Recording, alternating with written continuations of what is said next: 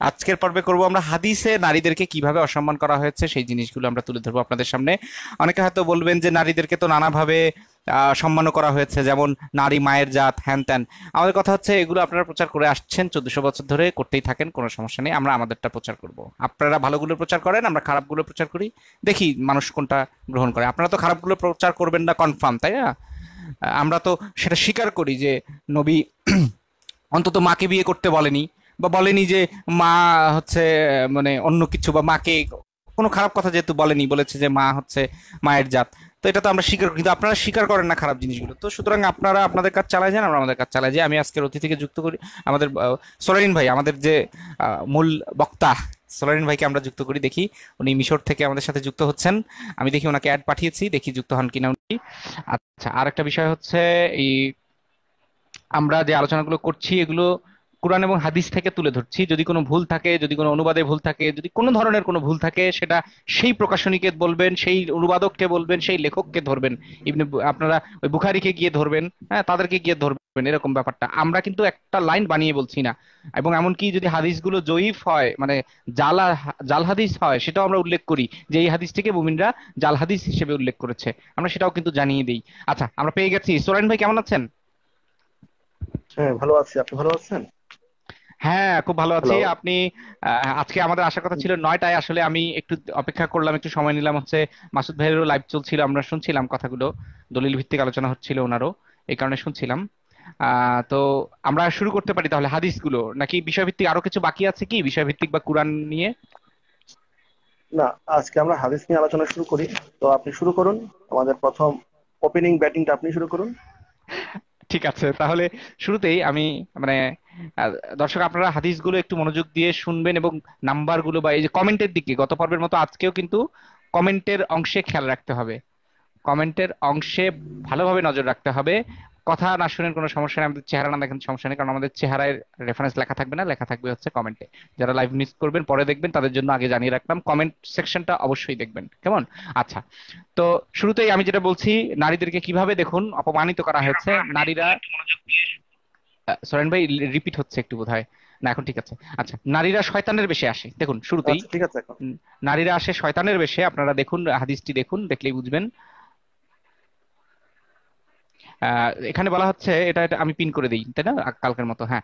ঠিক আছে, নারীরা শয়তানের বেশে আসে, পাবলিশার হাদিস একাডেমি, সহি মুসলিম, এটা বিবাহ অধ্যায়ে আছে, হাদিস নাম্বার 3298। এখানে বলছে কোনো মহিলাকে দেখলে, কোনো পুরুষের যৌন কামনা জাগ্রত হলে সে যেন তার স্ত্রীর কাছে অথবা কৃতদাসীর কাছে গিয়ে মিলিত হয়। অর্থাৎ এখানেও আমরা কৃতদাসীর সাথে মিলিত হওয়ার ব্যাপারটা দেখতে পাচ্ছি। হ্যাঁ, তো এখানে ওই নবী করিম সাল্লাল্লাহু আলাইহি ওয়াসাল্লাম একদিন কি হলো, এক মহিলাকে দেখলেন।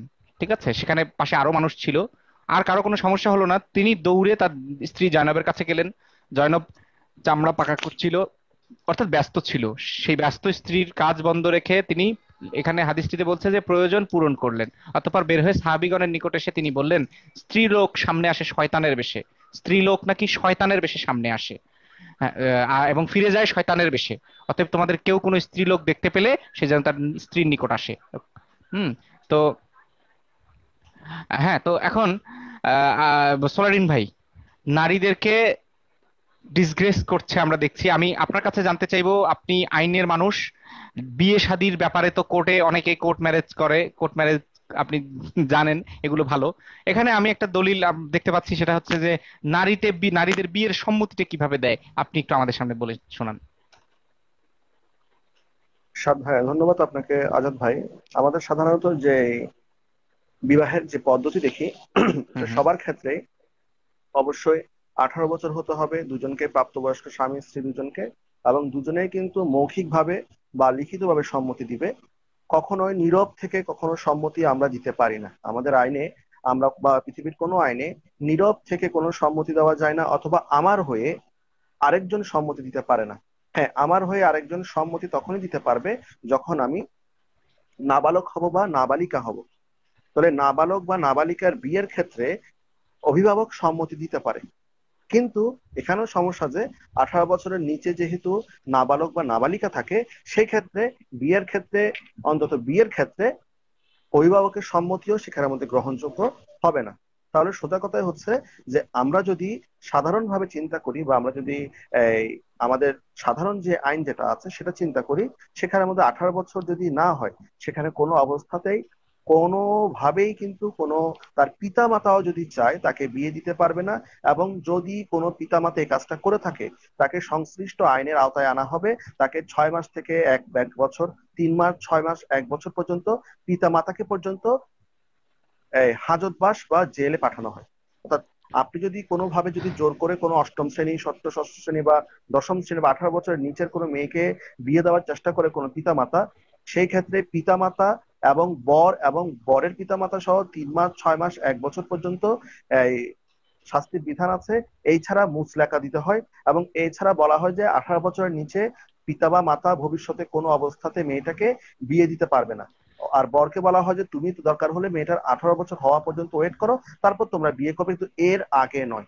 এবং এটা বাংলাদেশের প্রশাসন, বাংলাদেশের সরকার এটা খুব কঠোরভাবে কিন্তু এই জিনিসটা পালন করে। এবং আমরা দেখি যে কেউ যদি আশেপাশের কেউ যদি প্রশাসনের কাছে গিয়ে বলে যে অমুক জায়গায় একটা বাল্য বিবাহ হচ্ছে, প্রশাসন নিজ উদ্যোগে গিয়ে সে বিবাহ থামিয়ে দেয়। এবং এটার জন্য প্রচুর ভুরি ভুরি ঘটনা আমরা আমাদের পেপার পত্রিকায়, আমাদের অনলাইনে আমরা দেখতে পাই। কিন্তু আমাদের ইসলাম কি বলে সেটা আমাদের দেখতে হবে। ইসলাম আমি বলছে। একটু ইন্টারাপ্ট করছি আপনাকে। সেটা হচ্ছে আপনি মাত্র যেটা বললেন এটা আমি বলতে চাচ্ছিলাম, আপনি বলে দিয়েছেন আমার মুখের কথাটা। সেটা হচ্ছে বাংলাদেশ এই যে নারী অধিকার যে সংগঠনগুলো আছে, বিশেষ করে সরকারি, সেটা হচ্ছে আমি নামটা ভুলে গেছি, খুব সম্ভবত প্রতিটা থানাতেই যে আছে এটার ইটা শাখা, যে নারী অধিকার, খুব সম্ভবত নারী অধিকার নামে কিছু একটা, মানে সরকারি একটা করে আছে, নারী অফিস, এরকম কি কিছু আছে? সরোরিন ভাই, বাংলাদেশে আপনার কি এরকম কোনো খোঁজ পেয়েছেন? আমি একটা শুনেছি যে বাংলাদেশে অধিদপ্তর আছে বাংলাদেশে সেখানে। এরকম বেশ কিছু, হ্যাঁ, এই নারী ও শিশু বিষয়ক অধিদপ্তর আছে বাংলাদেশে। আচ্ছা আচ্ছা আচ্ছা। নারী ও শিশু বিষয়ক অধিদপ্তর আছে, এবং সে অধিদপ্তর থেকে শুরু করে, আমার অধিদপ্তর যাওয়ার দরকার নেই, আমি যদি এই হ্যাঁ হ্যাঁ। জেলা প্রশাসক থেকে শুরু করে পুলিশ, এবং আমি যদি আমার জেলা প্রশাসকের কাছে যাওয়ার দরকার নেই, আমি যদি চেয়ারম্যান বা এই জাতীয় কাউকে, আমি স্থানীয় জনপ্রতিনিধি যিনি, স্থানীয় জনপ্রতিনিধিকে যদি আমি ব্যাপারটা জানাই, তাহলে হুম তিনিও হুম। কিন্তু এই ব্যাপারে যথাযথ পদক্ষেপ নেবেন। হ্যাঁ হ্যাঁ, আমি আমি সেটাই বলছিলাম যে এই ধরনের একটা আছে যে উপজেলা, বা প্রত্যেকটা উপজেলায় আছে যে নারী ও শিশু বিষয়ক কর্মকর্তা, এই ধরনের একটা নাম আছে, আমি নামটা মনে করতে পারছি না ওই হ্যাঁ, অধিদপ্তরের আছে, বা ওই ইয়ার। ওনারা তো আছেন, তাদেরকে এবং যদি, ওনারা তাদের আছেন। নাম্বার কিন্তু ইন্টারনেটে পাওয়া যায়, এবং ফোন আর দিলে, এবং আমি এরকম বেশ কিছু খবর পেয়েছি। আমি এই যে গত কয়েক মাস আগে একটা একটা পোস্ট করেছিলাম, সেটা হচ্ছে যে ফোন দেওয়া হয়েছিল, নিজের তথ্য সম্পূর্ণ গোপন রেখে ফোন দেওয়া যায়, যে আমি আমার সম্পর্কে বলতে চাচ্ছি না, শুধু একটা তথ্য দিচ্ছি, অমুক জায়গাতে বিয়েটা হচ্ছে, শুধু জায়গাটার নাম বলে দিলেই, মানে আমি অবাক হয়ে গেছি। একটা বিয়ে এই যে কয়েক মাস আগে, তাদেরকে ভুল নাম বলা হয়েছিল, মানে ওয়ার্ড নাম্বারটা ভুল বলা হয়েছিল, ওয়ার্ডের নাম ঠিক ছিল, তারা ওই সঠিক ওয়ার্ড, মানে সঠিক ওয়ার্ড নাম্বার নিজেরা খুঁজে নিয়েছে, ওই নাম গিয়ে খুঁজে কার বাড়িতে বিয়ে হচ্ছে সেটা খুঁজে নিয়েছে, নিয়ে সেই বিয়ে তারা ঠেকিয়েছে। এই ধরনের ঘটনা প্রায়ই শুনতে পাওয়া যায়। হ্যাঁ, এবং আমি আপনার কাছে আরেকটা জিনিস যেটা স্পেসিফিক্যালি জানতে চাইছিলাম, যে সিগনেচার ছাড়া, একজন নারীর সিগনেচার ছাড়া কোনোভাবে বিয়ে হবে? না, নারী যদি সিগনেচার না করে সেক্ষেত্রে টিপসই দিতে হবে, কিন্তু না অবশ্যই না, মানে সেক্ষেত্রে হ্যাঁ নারীকে হ্যাঁ 18 বছর বয়স্ক হতে হবে। এবং 18 বছর রাইট বয়স্ক রাইট। নারীকে 18 বছর বয়স্ক হতে হবে। 18 বছর বয়স হবার পরে সে সিগনেচার দেখ বা টিপসই দেখ, সেটা পরের কথা। আর 18 বছর বয়স সেটা প্রমাণ করার জন্য বাংলাদেশ থেকে যে জন্ম নিবন্ধন, এখন প্রতিটা ব্যক্তিরই কিন্তু জন্ম নিবন্ধন আছে। জন্ম হুম হুম। নিবন্ধন, তারপরে সে যদি লেখাপড়া করে তার পিএসসি সার্টিফিকেট, জেএসসি সার্টিফিকেট বা এসএসসি সার্টিফিকেট আমরা প্রদর্শন করতে পারি যে কখন সে পিএসসি দিয়েছে, বর্তমানে তার বয়স কি, সেই অনুযায়ী কি 18 হচ্ছে কিনা। এবং কোর্টের মধ্যেও আপনার এসএসসি, এসএসসি, জেএসসি সার্টিফিকেট গুলো কিন্তু বয়স নির্ধারণের জন্য গুরুত্বপূর্ণ দলিল হিসাবে ওখানে ভূমিকা রাখে। সুতরাং আমাকে যদি আমার বয়স যদি 18 বছর পূর্ণ করতে হয়, সেক্ষেত্রে আমাকে জাতীয়তাপত্র, তারপরে পিএসসি, এসএসসি, এসএসসি, তারপরে জন্ম নিবন্ধন পত্র, এই সমস্ত দলিলগুলো আমাদের হুম সংশ্লিষ্ট হুম। কাজীকে আমাদের দেখাতে হবে। কাজী যদি দেখে যে মেয়ের 18 বছর হয়েছে, তাহলে সে কাজী বিয়ে পড়াবেন। যদি এগুলো দেখার পরেও বা মেয়ের বয়স যদি নিশ্চিত হওয়া না যায় এই সমস্ত দলিলপত্রের সাহায্যে, বা দলিলপত্র যদি ভুয়া জেনেও কোনো কাজী যদি এ ধরনের বিয়ে পড়িয়ে থাকেন, সেক্ষেত্রে কাজীরও কিন্তু আইনগতভাবে শাস্তির বিধান রয়েছে। সুতরাং বাংলাদেশের মতো একটা দেশে যতই আমরা ইসলাম ইসলাম করি না কেন, এখানেও কিন্তু 18 বছরের নিচে কেউ যদি বিয়ে হয় না, জানা প্রচুর বিয়ে হয়, কিন্তু যেগুলো আমরা চোখের সামনে দেখি সেগুলো কিন্তু সরকার বা স্থানীয় জনপ্রতিনিধি যারা আছেন তারা কিন্তু সেই বিয়েগুলোকে তারা কিন্তু থামিয়ে দিয়ে থাকে। রাইট এটা একটা রাইট। অত্যন্ত আমাদের পজিটিভ দিক হিসেবে আমি ধরতে পারি। রাইট। আমি আমি আপনার কাছে ওই যে আপনি বলছিলেন হচ্ছে নীরবতায় নারীর বিয়ের সম্মতি হাদিসটি। হ্যাঁ, এখানের মধ্যে নীরবতায় নারী বিয়ের সম্মতি, সেটা হচ্ছে সহিহ মুসলিম হাদিস একাডেমি, অধ্যায় 17, বিবাহ, হাদিস নাম্বার 3369। এখানে সোজা কথায় বলা হচ্ছে যে পিতা কুমারী কন্যা নিজের ব্যাপারে সম্মতি নিবে। অর্থাৎ আপনার যদি কুমারী অর্থাৎ মেয়েটা যদি আগে বিয়ে হয়ে না থাকে, সেক্ষেত্রে পিতা যাই বলবে মেয়ের হয়ে সেটা হবে, এবং মেয়েকে সেই বিয়ের ফর্মালিটি এবং বিয়ের সম্পর্কটা মেয়েকে সেখানে কন্টিনিউ করতে হবে। এখানে মেয়েটির ভালো লাগা মন্দ লাগা, মেয়েটির ইচ্ছা অনিচ্ছার কোনো দাম এখানের মধ্যে নেই। তবে যদি পূর্ব বিবাহিতা হয়, অর্থাৎ নিজের বিবাহের ব্যাপারে তার অভিভাবকের তুলনায় অধিক কর্তৃত্ব সম্পন্ন, অর্থাৎ যদি আপনি যদি ডিভোর্সি হয়ে থাকেন বা আপনার যদি আগে বিয়ে হয়ে থাকে, সেক্ষেত্রে আপনি কিছুটা আপনি পরিবারের থেকে আপনার মতামতটা গ্রহণীয় হবে। কিন্তু যদি কুমারী বিয়ে হয়ে থাকে, যেহেতু বাংলাদেশে দ্বিতীয় বিয়েটা অনেকটা কম, কিন্তু হুম হুম। প্রথম বিয়েটা অনেক বেশি দেখা যায়, সেক্ষেত্রে ইসলামী আইন অনুযায়ী এখনো এখনো এই হাদিসটা অনুযায়ী অনেক জায়গায় দেখি যে পিতা বা মাতাই কিন্তু হুম মানে হুম। বিয়ের সম্মতিটা দিয়ে থাকে। এই ক্ষেত্রে নারী কোনো অবস্থাতে বিয়ের সম্মতি দেওয়ার বিধান নাই। আর মেয়ে যেহেতু 18 বছর হয়নি, সেক্ষেত্রে অন্তত বিয়ের ব্যাপারে মেয়ের হয়ে পিতামাতা কিন্তু বর্তমানে অ্যাকর্ডিং টু আওয়ার মডার্ন ল, আমাদের মডার্ন ল অনুযায়ী কিন্তু কোনো অবস্থাতেই কোনো পিতামাতা বিয়ের ব্যাপারে কোনো ধরনের সম্মতি সে দিতে পারবে না। কিন্তু ইসলামী আইনে মেয়ে যদি নীরব থাকে, যেহেতু নবীর কথা, কোনো মেয়ে যদি নীরব থাকে তার নীরবতাকেই কিন্তু সেখানে আমাদের সম্মতি হিসেবে ধরা হচ্ছে। এই জিনিসটা হচ্ছে অত্যন্ত বর্বর। কারণ আমি কাকে বিয়ে করব, কাকে ভালোবাসবো, সেটা সম্পূর্ণ আমার আমার হয়ে আরেকজন সম্মতি দিবে এবং তার সম্মতিটা আমাকে আজীবন মানে মেনে চলতে হবে। এই জিনিসটা হচ্ছে একটা বর্বরতা বা মূর্খতা ছাড়া কিছুই না। অবশ্যই অবশ্যই, কারণ কারো পিতা তার বিয়ে অতঃপর ঠিক ভাই, করবে, এটা এবার আসলে, আপনি বলুন। জি, এটা কারো পিতা আসলে কারো বিয়ে ঠিক করে দিবে, এটা আসলে বর্বরতা ছাড়া কিছুই নয়। আচ্ছা, এরপরে হচ্ছে নারী উপভোগ্য উপকরণ বা সামগ্রী বা ভোগ্য পণ্য বলা হচ্ছে। আমি হাদিসটা এখানে দিচ্ছি, আপনারা হাদিসটা দেখুন, পিন করে দিচ্ছি প্রত্যেকটা হাদিস। এখানে বলা হচ্ছে সহি মুসলিম হাদিস নাম্বার 3512, 3512। হাদিসটার অধ্যায় কিন্তু দুধ পানের, বয়স্ক লোকের দুধ পানের অধ্যায়টা আছে, ঠিক আছে। বয়স্ক লোকের কিনা এটা বলা নেই, দুধ পানের অধ্যায় আর কি, ঠিক আছে।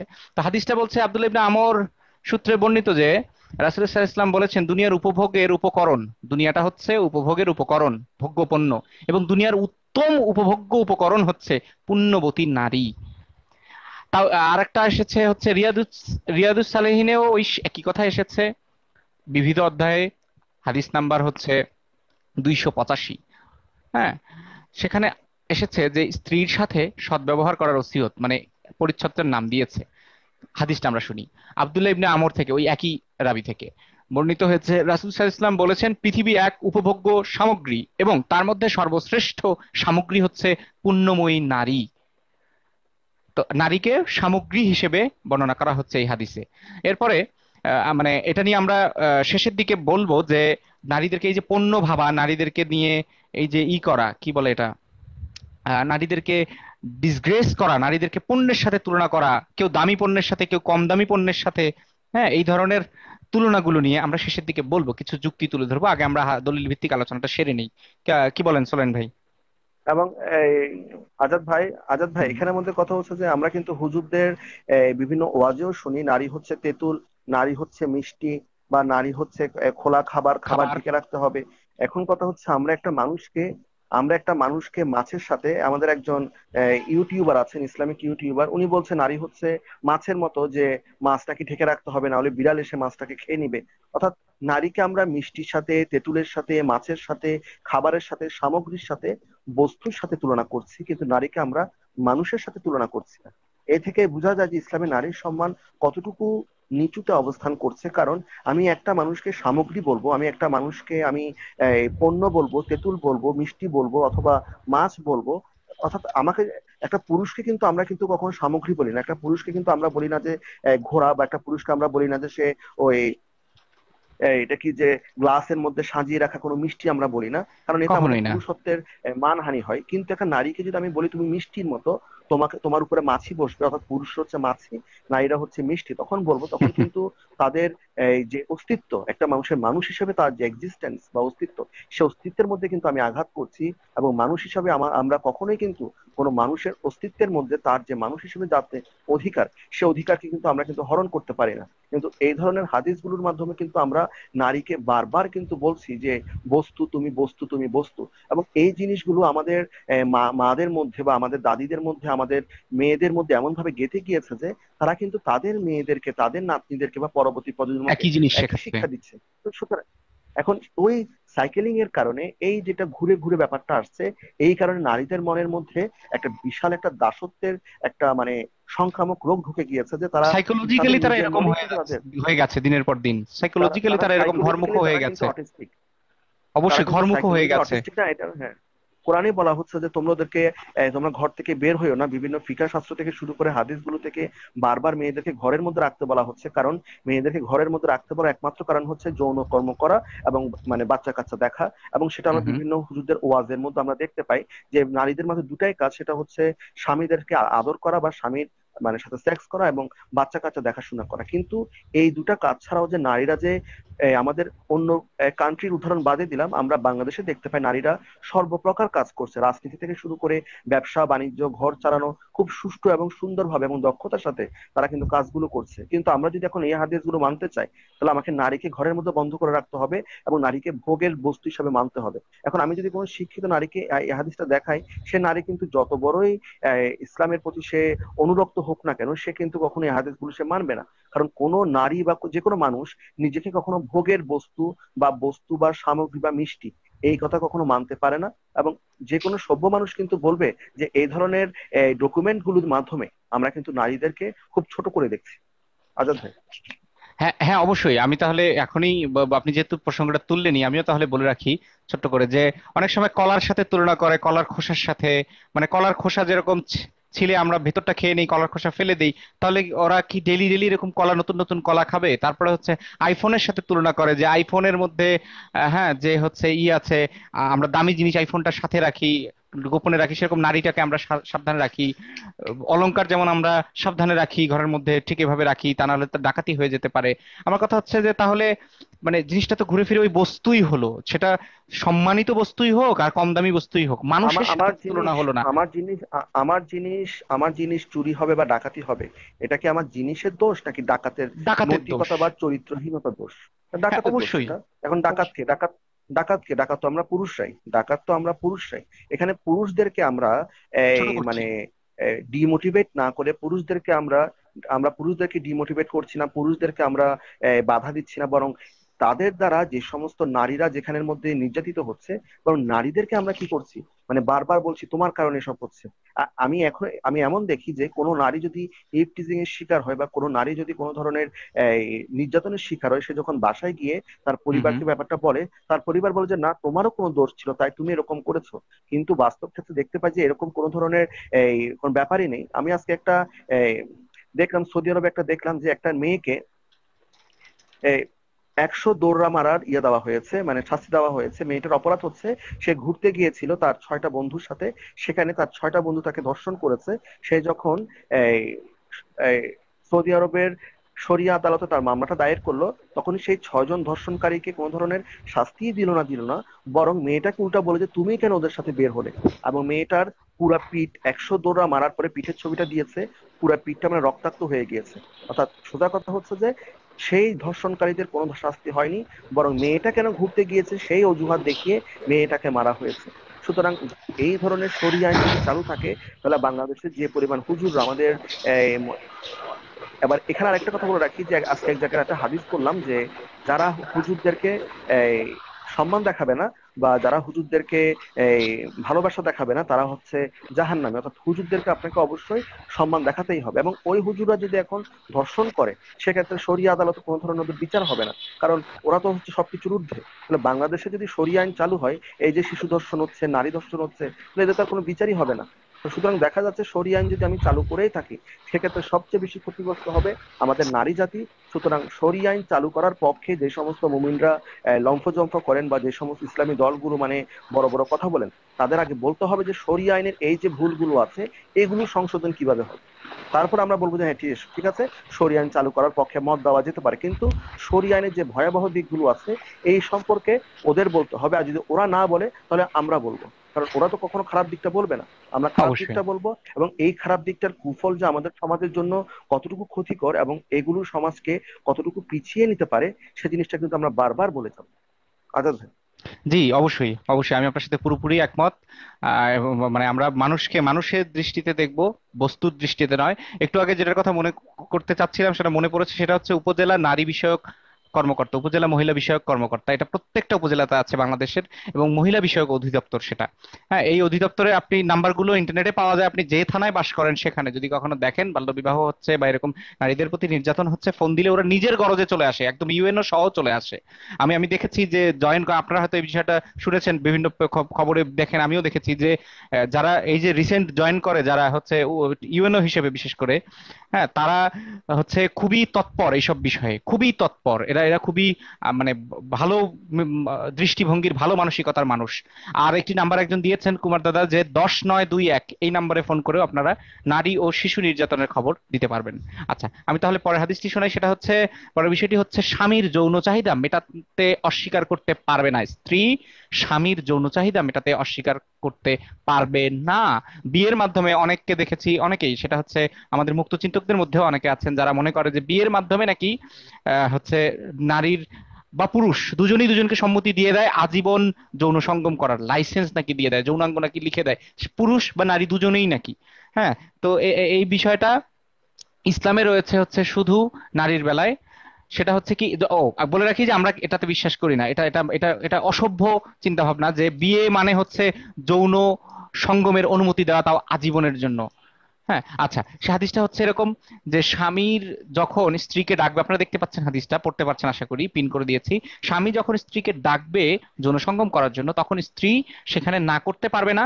এবং যদি না করে, তাহলে সে না আসায় তার স্বামী যে এই যে তার প্রতি অসন্তুষ্ট হয়ে রাত্রি যাপন করছে, সেই স্ত্রীটার প্রতি ফেরেশতারা ভোর হওয়া পর্যন্ত লানত করে থাকে। এবং আমরা অন্য হাদিসে দেখবো যে হুররা, জান্নাতের হুররা, যখন আমরা জান্নাতের হুর নিয়ে আলোচনা করবো তখন দেখবো যে এই হুররা তাদেরকে অভিশাপ দেয় যে তুমি, তুমি তাকে কষ্ট দিচ্ছ, সে তো আমাদের কাছে আসবে, এভাবে অভিশাপ দেয়। ঠিক আছে, এটা আমরা পড়বো, এটা এই হাদিসটা আমরা দেখবো পরবর্তীতে। তা শুরুতে আমরা এটাই দেখছি। আচ্ছা, এরপরে আরেকটা হাদিস দেখতে পাচ্ছেন, এটা হচ্ছে আদাবুল মুফরাদের। আগের হাদিসটা ছিল সহিহ মুসলিম হাদিস নাম্বার 3433। হ্যাঁ, পাবলিশার হচ্ছে হাদিস একাডেমি। ঠিক আছে, সেখানে পাবেন আপনারা। আর ইসলামিক সেন্টারে এই হাদিস নাম্বার হচ্ছে 3405, এবং ইসলামিক ফাউন্ডেশনের হাদিস নাম্বার হচ্ছে 3406। আচ্ছা, আরেকটা হাদিস আমরা দেখি, আদাবুল মুফরাদ হাদিস নাম্বার হচ্ছে 119। সেখানে বলছে যে, সেখানে আয়েশাকে একজন জিজ্ঞেস করছে, উমর ইবনে গুরাব বলছেন যে তার ফুপু তাকে বলেছেন যে সে, মানে তার ফুপু আয়েশাকে জিজ্ঞেস করলেন যে আমাদের কাউকে তার স্বামী কামনা করলে সে নিজেকে অভিমান অথবা অনিচ্ছাবশত স্বামীর নিকট সমর্পণ করে না, এতে কি আমাদের কোনো দোষ হবে? তিনি বললেন, হ্যাঁ, তোমার উপর তার অধিকার এই যে সে তোমাকে কামনা করলে তুমি তার নিকট নিজেকে সমর্পণ করবে। এমনকি তুমি উটের পিঠে থাকলেও তাকে বাধা দিতে পারবে না। আবারও শুনুন, উটের পিঠে থাকলেও তাকে বাধা দিতে পারবেন না। রাবি বলছেন, আমি তাকে বললাম আমাদের কেউ ঋতুবর্তী হয় অথচ তার স্বামীর নিকট একটিমাত্র লেপ বা বিছানা, তখন সে কি করবে? তখন তিনি বললেন, সে তার নিম্নাঙ্গে উত্তম রূপে বস্ত্র কোষে বাঁধবে, অতঃপর তার সাথেই ঘুমোবে। এর উপর দিয়ে সে যা করতে চায় তাই করবে। সাথে সাথে নবী সাল্লাল্লাহু আলাইহি ওয়াসাল্লাম কি করতেন তাও আমি তোমাকে অবহিত করছি। এবার শুনুন নবী কি করতো। হ্যাঁ, আমার পালার রাতে আমি কিছু জব পিষলাম এবং তার জন্য পিঠা তৈরি করলাম। তিনি ঘরে এসে পুনরায় মসজিদে চলে গেলেন, মানে নবী। তিনি ঘুমোতে উদ্যত হলে ঘরের দরজা বন্ধ করতেন, কলসের মুখ বন্ধ করতেন, পাত্রসমূহ উপুড় করে রাখতেন এবং বাতি নিভিয়ে দিতেন। আমি অপেক্ষায় থাকলাম যে তিনি ফিরে আসবেন এবং আমি তাকে পিঠা খাওয়াবো। কিন্তু তিনি ফিরে আসেননি। শেষ ঘুম আমাকে পরাভূত করলো এবং শীত তাকে পীড়া দিল। তিনি আমার নিকট এসে আমাকে তুললেন, মানে ঘুম থেকে ডেকে তুললেন এবং বললেন, আমাকে উত্তাপ দাও, আমাকে উত্তাপ দাও। আমি বললাম, আমি তো ঋতুবর্তী। তিনি বললেন, তথাপি তোমার উরুদয় একটু উন্মুক্ত করো, তোমার উরুদয় একটু উন্মুক্ত করো। আমি আমার উরুদয় উন্মুক্ত করলাম। তিনি তার গাল ও মাথা আমার উরুদয়ের উপর রাখলেন। শেষ পর্যন্ত তিনি উত্তপ্ত হলেন। আমাদের প্রতিবেশীর একটি পোষা বকরি এসে পিঠা খেতে উদ্যত হলো, সে একটি পিঠা মুখে তুলে নিল। আয়েশা রাদিয়াল্লাহু বললেন, আমি নড়াচড়া করায় নবী রাসূলুল্লাহ সাল্লাল্লাহু আলাইহি ওয়াসাল্লামের ঘুম ভেঙে গেল, আমি তাড়াতাড়ি বকরিটিকে দরজা দিয়ে তাড়িয়ে দিলাম। হ্যাঁ। তো যাই হোক, এই যে এই হাদিসটাকে অনেক মুমিন জয়ীফ হাদিস বলে, তাই এখানে আমরা জয়ীফ লিখে দিয়েছি, কারণ এই হাদিসটা আমরা নিয়েছি হচ্ছে আহসান পাবলিকেশন থেকে। তারা এটাকে জয়ীফ বলেছে। ইংরেজিতে এই হাদিসটা আবার সহিহ হিসেবে আছে, সহিহ নয়, হাসান হিসেবে আছে। হ্যাঁ, হাসান হিসেবে আছে। তো যাই হোক, এই যে কোষে বস্ত্র বাঁধার নিয়মটাও আমরা দেখবো ঋতুবর্তী স্ত্রীর সাথে কিভাবে সঙ্গম করতে হয়, সেই জায়গাতে গিয়ে দেখবো। ঠিক আছে, উটের পিঠে থাকলেও নারী তার স্বামীকে না করতে পারবে না। হ্যাঁ, এরপরে এই ক্ষেত্রে এই বলেন। এই ক্ষেত্রে আজাদ ভাই, আমি বলবো যে সেক্স জিনিস যেটা আছে সেটা নিয়ে একটু এখানে আলোচনা করতে হয়। সেটা হচ্ছে যে আমরা যখন সেক্স করব, সেটা আমার স্ত্রী হোক বা গার্লফ্রেন্ড হোক, সেক্ষেত্রে কিন্তু আমাদের বা বয়ফ্রেন্ড দুজনের হোক, মানে আমার সম্মতি। সঙ্গী। হ্যাঁ, হ্যাঁ, সঙ্গী বা সঙ্গিনী যে হোক, দুজনের কিন্তু অবশ্যই সম্মতি লাগবে। ভালোবাসা থাকতে হবে। প্রথম কথা, অবশ্যই দুজনের মধ্যে অবশ্যই ভালোবাসা থাকতে হবে, এবং সেই সাথে মানসিক সম্মতিটাও লাগবে। যেমন ধরুন, রাইট। আমি আমার গার্লফ্রেন্ডকে বা আমি আমার এই, যে কোনো একজন আমি যাকে পছন্দ করি, যার সাথে আমি সারা জীবন থাকবো ভবিষ্যতে, তার হুম সাথে হুম। আমি বললাম যে ঠিক আছে, আমরা দুজনের সম্মতিতে আমরা সেক্স করতেই পারি, কিন্তু কোনো কারণে হয়তো আমি আজকে খুব ক্লান্ত, বা আমি এত পরিশ্রম করেছি যে মানে আজকে আমার পক্ষে কোনোভাবে ওকে মানে ওর প্রতি যাওয়া পসিবল হচ্ছে না। সেক্ষেত্রে আমি বলতে পারি যে হ্যাঁ, আজকে এই মুহূর্তে আমি খুবই ক্লান্ত, আমার পক্ষে সম্ভব না, কারণ আমি পুরুষ, আমাকে বাইরে অনেক কাজ করতে হয়। হ্যাঁ, কিন্তু ঠিক একইভাবে কিন্তু একটা নারীকেও কিন্তু সাংসারিক কাজ, তার চাকরি, তার বিভিন্ন কাজকর্ম করতে হতে পারে।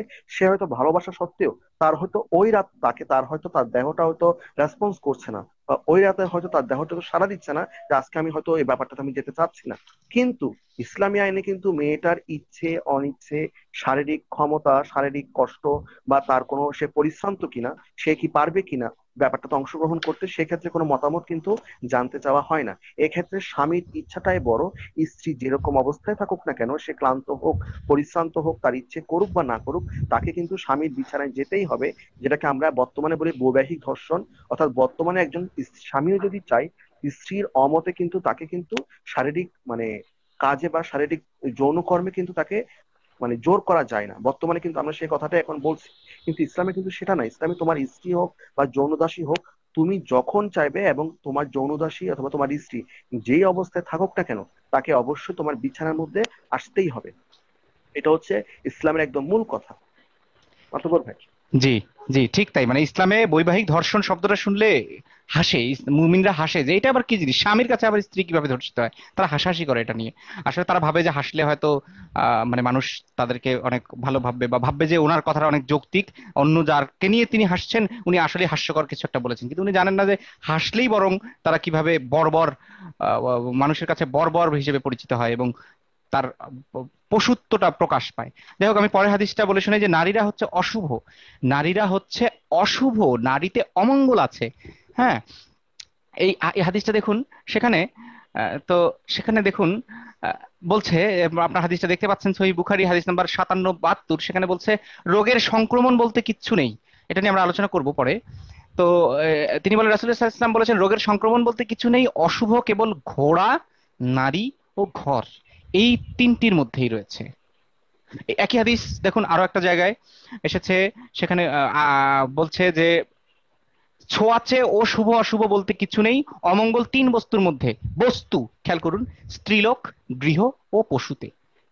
এখানে পশুর কথা বলছে। আচ্ছা, এরপরে দেখুন আহ, আরেকটা হাদিসে বলছে সহিহ মুসলিমের, সেটাও, এটাতে বলছে যে আহ, কুলক্ষণ সুলক্ষণ ও ফাল ও সম্ভাব্য অপয়া বিষয়বস্তুর বিবরণ সেখানে দেওয়া হচ্ছে। সেখানে বলছে যে নবী রাসূলুল্লাহ সাল্লাল্লাহু আলাইহি ওয়াসাল্লাম থেকে বর্ণিত, তিনি বলছেন কোনো কিছুতে অশুভ যদি থেকে থাকে তবে তা হবে ঘোড়া, বাড়ি ও নারীতে। দেখুন, শুভ অশুভ কথাটা না হয় নাই গেলাম, এটা আপনারা ভালোই জানেন যে শুভ অশুভ বলতে আসলে কিছু নেই কিনা, কিন্তু রোগের সংক্রমণ নেই যে কথাটা বললেন, আমি জানি না উনি একজন যক্ষ্মা রোগীর পাশে উনি বসে থাকতে পারবেন কিনা। উনি একজন হচ্ছে ওই যে কি বলবো, বায়ুবাহিত পানি, উনি একজন জন্ডিস রোগীর ওই ভাত খাওয়ার বা পানি খাওয়ার গ্লাসে পানি খেতে পারবেন কিনা। তারপর উনি বায়ুবাহিত, পানিবাহিত, এরকম আমরা নামগুলো তো সবাই শুনি, এগুলোর রোগীর পাশে উনি থাকতে পারবেন কিনা আমি জানি না। উনি উনি কি মনে করেন আসলে এই ব্যাপারটাকে, তাই ওটা আমরা অন্য কোনো দিন আলোচনা করবো, যেদিন আমরা হাস্যকর হাদিস নিয়ে আলোচনা করবো সেদিন। আজ আমরা যেহেতু নারী বিষয়ে, তিনি বলছেন দেখুন নারীকে বস্তুর সাথে তুলনা করছেন এবং বলছেন নারীরাই অশুভ। তাহলে আব্দুর রাজ্জাক বিন ইউসুফ, যে যিনি বারবার বলছেন যে নারী তুমি অশুভ, নারী তুমি অশুভ, নারী তুমি অশুভ, তিনি যে ঠিক কথা বলছেন, মানে তিনি যে ইসলাম সম্মত কথা বলছেন, তার প্রমাণটা আমরা এখানেই পাচ্ছি। সোরেন ভাই, এরপরে হচ্ছে হ্যাঁ, নারীদেরকে। এখানে এই বলেন, বলেন। হ্যাঁ, তো যেটা বলেছিলাম যে আমি শুধু মুমিনদের একটা এ কথাই বলবো যে আপনার ঘরে যে মা আছে, বোন আছে, স্ত্রী হুম, হুম। আছে, মেয়ে আছে, ভাগ্নি আছে, ভাতিজি আছে, তারাও কি অশুভ? তারাও কি স্পর্শের অযোগ্য? তারাও কি কলঙ্ক? এই কথাটা আমার প্রতিটা মুমিনের কাছে প্রশ্ন। তাহলে আপনারাও কি সেই হুজুরের মতো করে বলবেন? আপনার মমতা মহিমা, যিনি আপনাকে ছোটবেলা থেকে বড় করেছে, আপনার হুম, ভাই বোনকে বড় করেছে, যিনি হুম, হুম। হয়তো আপনার পিতার অবর্তমানে পুরো সংসারটাকে উনি ধরে রেখেছিলেন, সেই মমতাময়ী মাও কি তাহলে কলঙ্ক? যে বোনটা ছোটবেলা থেকে আপনাকে ভাই ভাই বলেছে, যে বড় হুম, বোনটি হুম। আপনাকে মায়ের স্নেহে আপনাকে বড় করে তুলেছে, সারা জীবন মাথার উপর আপনাকে ছায়া দিয়েছে, যে মেয়েটি আপনাকে বাবা বলে, যে স্ত্রীটি আপনাকে আপনার বিবাহের পর থেকে আপনার মৃত্যু পর্যন্ত আপনার পাশে ছিল, আপনার সমস্ত সঙ্গী হিসাবে, পার্টনার হিসাবে, আপনার সমস্ত সুখ দুঃখের সাথে ছিল, সেই নারী অর্থাৎ মা হিসেবে, বোন হিসেবে, স্ত্রী হিসেবে বা মেয়ে হিসেবে যারা এতদিন তাদের দায়িত্বটা করে গিয়েছে, আপনি কি সবাইকে তাদের কলঙ্ক বলবেন? সবাইকে কি অশুভ বলবেন? সবাইকে কি আপনি সৃষ্টির নিকৃষ্ট জীব বলবেন? যদি বলে থাকেন সেক্ষেত্রে আপনার মানসিক চিকিৎসা করানো দরকার। তবু আমি মুমিনদের বলবো যে ভাই, আমরা তো অবশ্য আপনাদের ভাই লাগি না, কারণ ইসলাম আপনাদেরকে আমাদের মধ্যে ভাইয়ের যে সম্পর্ক সেটা কখনো সমর্থন করে না, আমরা তো মুরতাদ। তবু মানুষ হিসেবে বলছি যে ভাই, এগুলো চিন্তা করে দেখেন, এই ধরনের জঘন্য কথাবার্তা কখনো কোনো ধর্মীয় কোনো মতবাদের মধ্যে থাকা পসিবল না, যদি স্পেশালি সেটা আল্লাহর তরফ থেকে হয়ে থাকে। হ্যাঁ, আজাদ হ্যাঁ, ভাই। এবং এবং এবং এবং নারীদেরকে দেখো, পুরুষের জন্য বিপর্যয় বলা হচ্ছে সোলেন ভাই। ওখানে বলা হচ্ছে যে নারীর থেকে বড় ফিতনা আর উনি রেখে যাননি, অর্থাৎ নারীদেরকে সবচেয়ে খারাপ হিসাবে উনি সেখানের মধ্যে পুরুষের জন্য ফিতনা, চিহ্নিত করেছেন। পুরুষের জন্য পুরুষের জন্য বিপর্যয়কর। ফিতনা। তো এগুলো যদি কোনো মুমিনের কাছে সুন্দর লাগে, তাহলে সেক্ষেত্রে আমি বলবো যে ভাই, মুমিনটাকে অবশ্যই চিকিৎসা করানো দরকার। এই ধরনের মানে চিন্তা ভাবনা কোনোভাবে সভ্য সমাজের মধ্যে বা আধুনিক সমাজের মধ্যে বা আমাদের যে বর্তমান শিক্ষা দীক্ষা, সেই শিক্ষা দীক্ষার মধ্যে আমরা কিন্তু এটা দেখতে পাই না। আমরা সেই শিক্ষা দীক্ষা দেখতে পাই যে একটা নারীকে আমাদের সমান সম্মান দিতে হবে। ও মানুষ, আমি পুরুষ হিসেবে আমিও মানুষ, এবং বাংলাদেশের সংবিধান কিন্তু নারী এবং পুরুষকে সমান অধিকার দিয়েছে, সেটা কর্মক্ষেত্রে হোক অথবা পারিবারিক ক্ষেত্রে হোক। সুতরাং সেখানের মধ্যে আমি আমাদের বর্তমান যে সভ্য সমাজ বা যে সভ্যতার জন্য যে আইনটা রয়েছে, সে আইনটাকে বাদ দিয়ে আমি এই ধরনের বর্বর কতগুলো নিয়মকে মেনে নিব, সেটা আমার পক্ষে সম্ভব হবে না। তবে যদি কোনো মুমিন এটার পক্ষে কোনো কথা বলতে চায় বা যুক্তি দিতে চায়, সে দিতে পারে। আমরা অবশ্যই তার যুক্তিগুলো শুনবো, এবং তার যুক্তিগুলো শুনে আমাদের হাসা ছাড়া কিন্তু কোনো কিছু করার থাকবে না। আচ্ছা, একজন জানতে চাইছেন ফিতনা মানে কি? ফিতনা মানে ফ্যাসাদ। ওই সোলেন ভাই, একজন জানতে চাইছেন ফিতনা মানে কি, ফিতনা ফ্যাসাদ। ফিতনা মানে হচ্ছে যে, ফিতনা ফ্যাসাদ মানে হচ্ছে অর্থাৎ দাঙ্গা হাঙ্গামা, হত্যা, নির্যাতন, অর্থাৎ রাহাজানি বা খারাপ কাজ, বা যেগুলো সমাজ বা রাষ্ট্রের যেগুলো মানে শান্তি নিরাপত্তা বিঘ্নিত করে এমন কাজ, অর্থাৎ নারী হচ্ছে এগুলোর থেকেও অস্থিতিশীল খারাপ। অবস্থা তৈরি করে, না, অস্থিতিশীল অবস্থা তৈরি করে। অস্থিতিশীল অবস্থা। এবং নারী সেই হচ্ছে হিসেবে এগুলোর আমরাও থেকেও খারাপ। ফিতনাবাজ। আমরা কিন্তু ইসলামের ভ্রাতৃত্ববোধে অস্থিতিশীল অবস্থা তৈরি করে দিচ্ছি, সেই হিসেবে আমরা হ্যাঁ, এটা ফিতনাবাজ, তাই না? আমাদের কাজটাকে, আমাদের কাজটাকে যে কোরআনের আয়াতটা জাস্টিফাই করে, সেটা হচ্ছে সূরা 5 নম্বর, সূরা 33 নম্বর, সূরা মায়েদা 33 নম্বর আয়াত। সেখানে বলা হচ্ছে যে, যে ব্যক্তি আল্লাহ ও তার রাসূলের বিরুদ্ধে ফিতনা ফিসাদ সৃষ্টি করে, আল্লাহ হুম। ও তার রাসূলের বিরুদ্ধে। সুতরাং সেই হিসাবে মাতব্বর ভাই, মাসুদ ভাই, আসিফ ভাই, আর আমি তো একটা ছোটখাটো মানুষ, আমরা সবাই কিন্তু ওনার বিরুদ্ধে কিন্তু আমরা কিন্তু ফিতনা ফিসাদ সৃষ্টি করছি। সেজন্য আমাদেরকে শুলে চড়ানো, আমাদের হাত পা পিছন দিক দিয়ে কেটে দেওয়া, আমাদেরকে ফাঁসি দেওয়া বা আমাদের দেশ থেকে বের করে দেওয়া আমাদের মুমিনদের একেবারে ইমানি দায়িত্ব। আপনারা চাইলে কেউ সূরা মায়েদার 33 নম্বর আয়াতটা এখনই পড়ে খুলে দেখতে হ্যাঁ, আমি পারেন, হাদিস, আমি কিভাবে আমি ওখানের মধ্যে আয়াতটা দিয়েছি, আমাদেরকে এখানে পিন হত্যা করে করার দিচ্ছি। আমি হত্যা আয়াতটা করার পিন করে দিয়েছি। হত্যা করার আদেশ যারা দেয়। আল্লাহ ও তার রাসূলের সাথে, যারা আল্লাহ ও তার রাসূলের সাথে সংগ্রাম করে এবং দেশে হাঙ্গামা সৃষ্টি করতে সচেষ্ট হয়, তাদের শাস্তি হচ্ছে এই, যে তাদেরকে হত্যা করা হবে, অথবা শুলিতে চড়ানো হবে, অথবা তাদের হস্তপদ সমূহ বিপরীত দিক থেকে কেটে দেয়া হবে, অথবা দেশ থেকে বহিষ্কার করা হবে। এটি হলো তাদের জন্য পার্থিব লাঞ্ছনা। আর পরকালে তাদের জন্য রয়েছে কঠোর শাস্তি। অর্থাৎ নবী বা আল্লাহর বিরুদ্ধে নাকি সংগ্রাম করে। আমি জানি না আল্লাহর বিরুদ্ধে কিভাবে সংগ্রাম হয়, আল্লাহ তাহলে আমাদের মনে হয় প্রতিপক্ষ, সোরেন ভাই। তো যাই হোক, আমি হচ্ছে এই এই আল্লাহর এই- বিরুদ্ধে সংগ্রাম করলে, আল্লাহর হুম, বিরুদ্ধে হুম। সংগ্রাম করলে সেটা আল্লাহর আর আমার ভিতরে থাকতে দেন ব্যাপারটাকে, সেটা আমি আর আল্লাহ বুঝবো, তাই না? আমি আর আল্লাহর বিরুদ্ধে সংযমটাকে যদি মুমিনরা হিসাব করে, সেটা তো আসলে তখন আইন নিজের হাতে তুলে নেওয়া হয়। তাহলে কি আল্লাহ কি আমাদেরকে নিজ হাতে শাস্তি দিতে ব্যর্থ? আল্লাহ তো, যিনি কুন বললে পুরো বিশ্ব ব্রহ্মাণ্ড সৃষ্টি হয়ে যায়, সেখানের মধ্যে আমার মতো আপনার মতো একটা ছোট মাতব্বর ভাইকে বা সোয়ারিনকে তো আল্লাহ তো কুন বললেই তো আমাদের পুলিশ শাস্তি দিয়ে দিতে আমাদের পারেন, তাই শেষ না? হয়ে যাই আমরা, সেখানে হ্যাঁ। আমাদেরকে হত্যা করার জন্য, হ্যাঁ, আমাদেরকে হত্যা করার জন্য তো মুমিনদেরকে তো ওই চাপাতি নিয়ে বা ওই, এটা কি যে, বন্দুক নিয়ে তো খোঁজার কোন দরকার পড়ে না, কিন্তু তারা আমাদের খুঁজছে। এবং আল্লাহ যদি কুন বলে সবকিছু হয়ে যায়, তো মুমিনদের তো কানে কানে গিয়ে বলতে পারে যে, এই শুনো শুনো, ওটা হচ্ছে যে মাতব্বর আজাদ অভিজিতের মোবাইল নাম্বার, ওর বাসার ঠিকানা, ও অত নাম্বার রোডে অত জায়গায় থাকে, আবার সোলারিন ওখানে থাকে, আসিফ ওখানে থাকে, রাইট। মাসুদ ওখানে থাকে, তোমাদেরকে আমি ঠিকানা কানে কানে বলে দিচ্ছি, তোমরা গিয়ে এখনই হত্যা করো। ওদেরকে তো সেটা তো আল্লাহ বলে দিচ্ছে না, বরং ওরাও কি করছে, উল্টা কি করতেছে, আসিফ ভাইয়ের ওখানে গিয়ে আসিফ ভাইয়ের ঠিকানা করছে। কেন?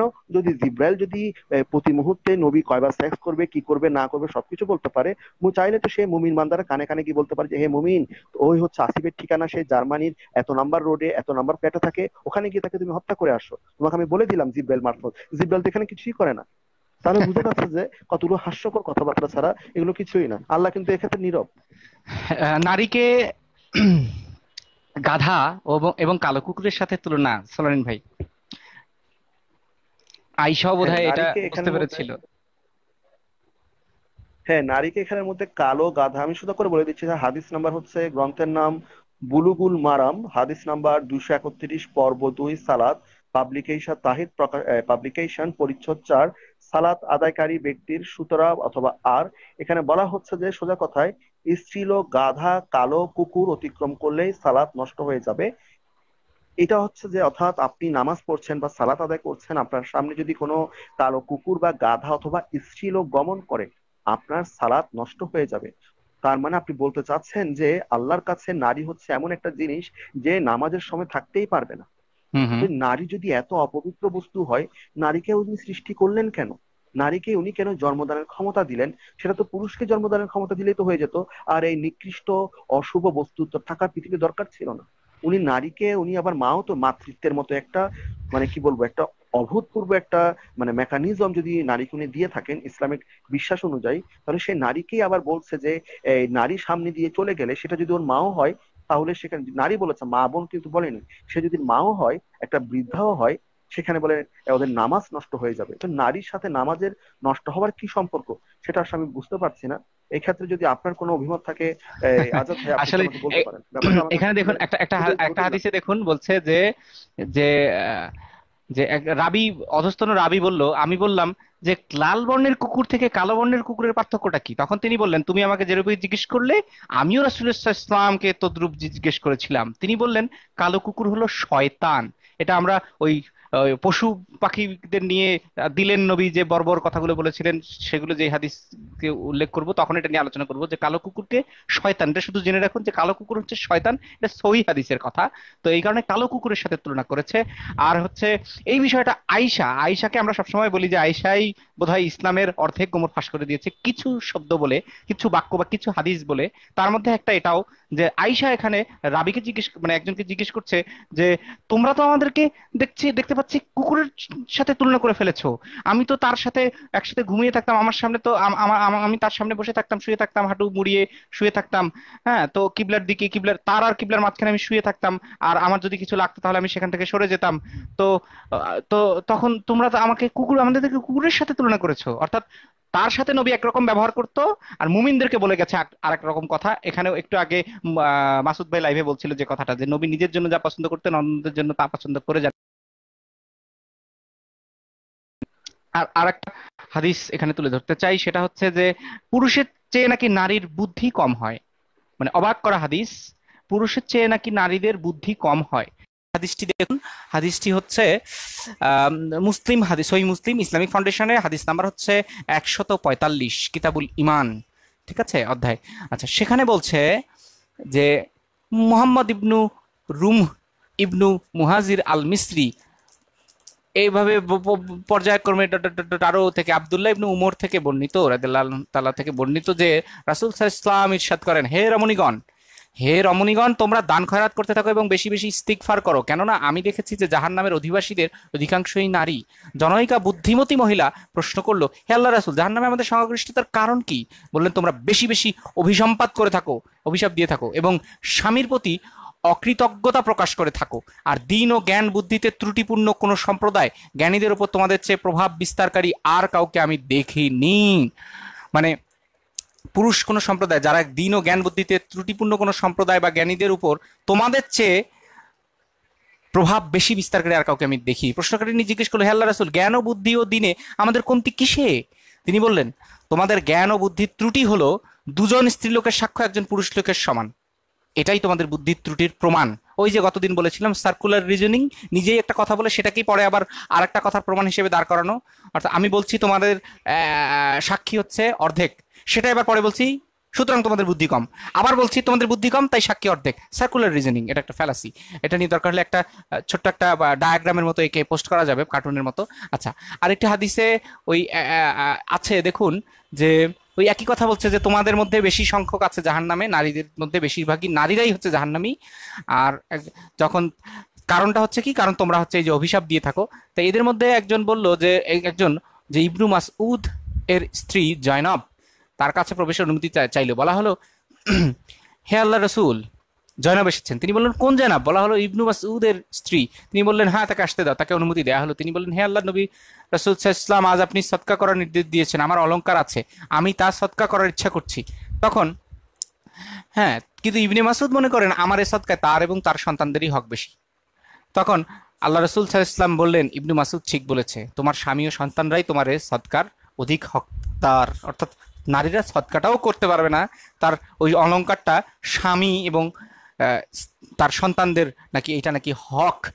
এবং নারীদের থেকে এই যে পুরুষের বুদ্ধির কথাটা বলা হচ্ছে, আপনারা হয়তো জানেন যে যে খুব অতি সাম্প্রতিক শুধু নয়, অনেক আগে থেকেই কিছু গবেষণা বলছে যে নারী মস্তিষ্ক পুরুষ মস্তিষ্ক বলে কিছুই নেই। অ্যাকচুয়ালি মস্তিষ্ক মস্তিষ্কই, এটা নারীর নয়, পুরুষের নয়। নারী মস্তিষ্কের আকারটা পুরুষের মস্তিষ্কের আকারের চেয়ে ছোট হয়, এটা শারীরিক গঠনের কারণে। শারীরিক, আমরা জানি বিবর্তনের ধারায় প্রত্যেকটা প্রাণীর ক্ষেত্রে নারীরা এভাবেই হচ্ছে, বিশেষ করে প্রত্যেকটা বললে ভুল হবে, বিশেষ করে মানুষের ক্ষেত্রে নারীদের মস্তিষ্কের আকার, মস্তিষ্ক যে ধারণ করে, যে এই যে যে আমাদের যে এটাকে কি বলবো, খুলিটা, এটা আকারটা হচ্ছে ভিতরে যে অংশটা, এটার আকারটা হচ্ছে, আয়তনটা হচ্ছে পুরুষের চাইতে কম। কিন্তু আর এক গবেষণায় আবার দেখা গেছে, যেটা আপনার আমি কয়েকদিন আগেও লিঙ্ক দিয়েছিলাম, আমি আমি লিঙ্কটা চাইলে, আপনারা চাইলে আমি লিঙ্কটা আবারও দিচ্ছি। এটা হচ্ছে, আমি আমি লিঙ্কটা আবারও দিচ্ছি, খুঁজে দিচ্ছি। সেখানে বলা হচ্ছে যে পুরুষের চাইতে নারীর মস্তিষ্ক দ্রুত কাজ করে, বেশি কার্যক্ষম। হ্যাঁ, তো সুতরাং নারীকে পুরুষের চাইতে কম বুদ্ধিমতী বলা, এটা এটা এটা কিন্তু এক ধরনের ডিসগ্রেস করা, নারীদেরকে এক ধরনের অপমান করা। সোলেন ভাই, আচ্ছা সোলেন ভাই লাইনটা বোধহয় কেটে গেছে, আমি অ্যাড করছি, দেখি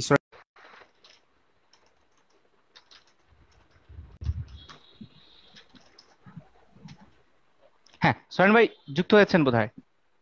হুম, আমি যুক্ত হয়েছি, আমার একটা আচ্ছা গজব পড়েছিল। আচ্ছা আচ্ছা, সমস্যা নেই। বিদেশি ওই গবেষণা বা ওই আর্টিকেলের বরাত দিয়ে বাংলাদেশি প্রথম আলোতে এই খবরটা এসেছিল, আমি পিন করে দিলাম, যে নারী মস্তিষ্ক হচ্ছে বেশি সক্রিয়, পুরুষের চাইতে বেশি সক্রিয়। তো তখন কি তাহলে নারীদেরকে ডাবল সম্পত্তি দেবে? আমি মানে অবাক হই এদের এইগুলো দেখে। সোরেন ভাই, আপনি আমাদেরকে ইয়ে বলুন যে হচ্ছে জাহান্নামের এই যে নারীদের কথা বেশি বলা হচ্ছে, যে তারা নাকি সন্তুষ্ট না, স্বামীদের উপর নাকি করে, এই হাদিসটা একটু আমাদেরকে শোনান, যে জাহান্নামের অধিকাংশ অধিবাসী হচ্ছে নারী, এর কারণটা।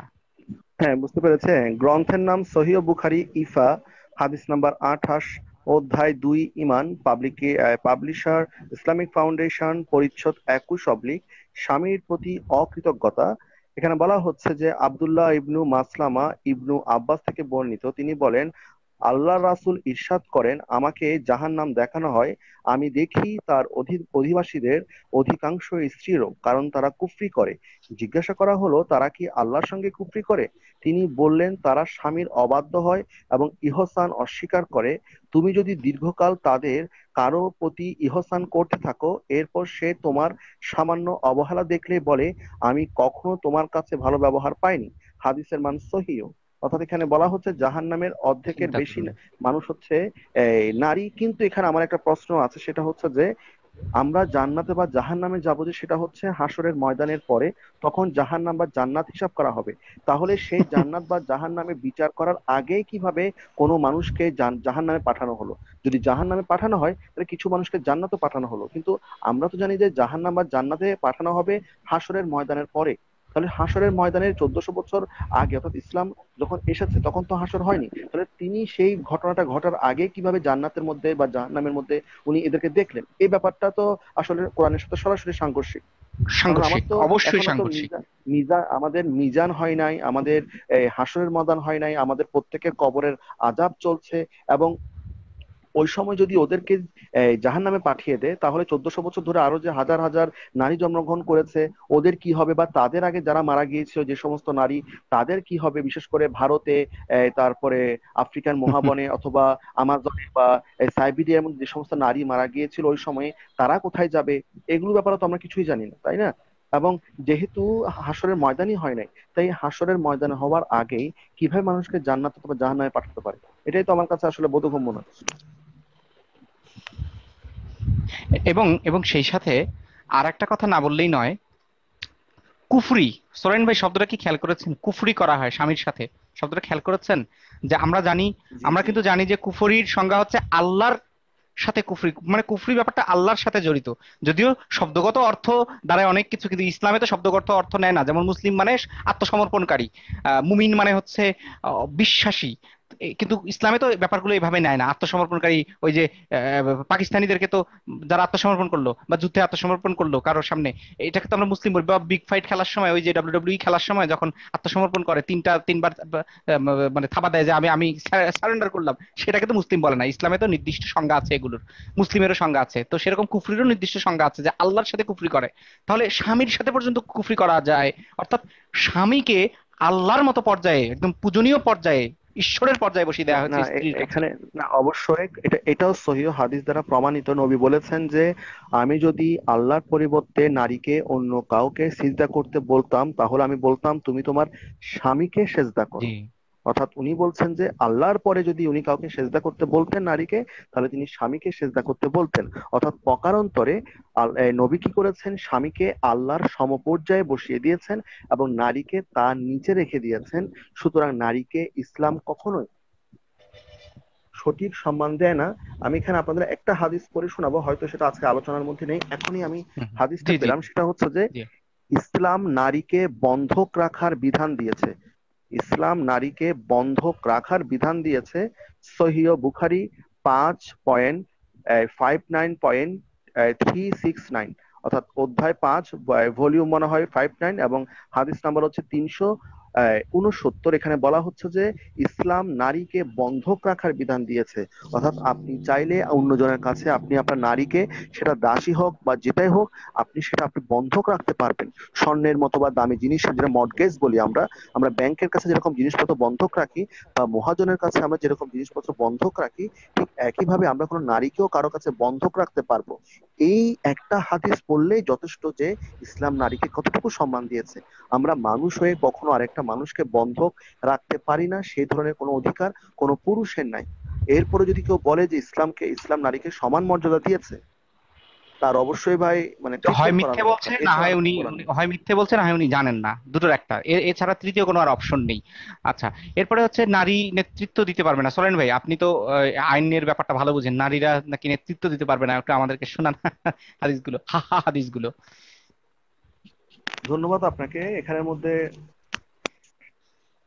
গ্রন্থের নাম হচ্ছে সহিহ বুখারী, হাদিস নাম্বার 6618, অধ্যায় 81/ফিতনা, পাবলিশার ইসলামিক ফাউন্ডেশন, পরিচ্ছদ 2994, আর হাদিস নাম্বার 6618। এখানে বলা হচ্ছে যে উসমান ইবনু হায়সাম আবু বাকরা থেকে বর্ণিত, তিনি বলেন একটি কথা দ্বারা আল্লাহওয়ালা জঙ্গে জামাল অর্থাৎ উর্সের যুদ্ধের সময় আমাকে বড়ই উপকৃত করেছে। সে কথাটি হলো, নবীর নিকট যখন এই সংবাদ পৌঁছে পারস্যের লোকেরা কিসরার কন্যাকে তাদের শাসক নিযুক্ত করেছিলেন, তখন তিনি বললেন সেই জাতি কখনোই সফলকাম হবে না যারা তাদের শাসনভার কোনো রমণীর হাতে অর্পণ করে। হাদিসের মান সহিহ। ঠিক একই কথা বলা হচ্ছে গ্রন্থের নাম হচ্ছে সহিহ বুখারী তাওহীদ অধ্যায় হাদিস নাম্বার ৭,০৯৯ এর মধ্যে একই কথা বলা হচ্ছে। সহিহ বুখারী তাওহীদ হাদিস নাম্বার ৪,৪২৫, এখানের মধ্যে একই কথা বলা হচ্ছে। অর্থাৎ কোনো জাতি যখন কোনো তাদের নেতৃত্ব কোনো নারীর উপর তুলে দেয় তখন সেই জাতি নাকি আর সফলকাম হতে পারে না। আমরা যদি সেই কথাটাই চিন্তা করি, আমরা যদি বর্তমানের আমাদের যে কিছুদিন আগে ঘটে যাওয়া যে বিশ্বকাপ ছিল, সেখানে দেখলাম যে ক্রোয়েশিয়ার যে আহ, রাষ্ট্রপতি তিনি হচ্ছেন একজন মহিলা। তার আগে তিনি ছিলেন একজন মডেল, একজন ফ্যাশন ডিজাইনার বা ফ্যাশন মডেল ছিলেন, এবং তিনি সেই প্রেসিডেন্ট হয়ে তার নেতৃত্বে এই দেশটি কত উপরে গেল, সমগ্র বিশ্বের সমগ্র বড় বড় দলগুলোকে ফেলে সেই জাতির রানার্স আপ হলো। এটা একটা পয়েন্ট। আমরা যদি ভারতের দিকে তাকায় সেখানে সোনিয়া গান্ধী, মমতা এবং ইন্দিরা গান্ধী থেকে শুরু করে অনেক বড় বড় নারী নেতৃত্ব সেখানের মধ্যে এসেছে।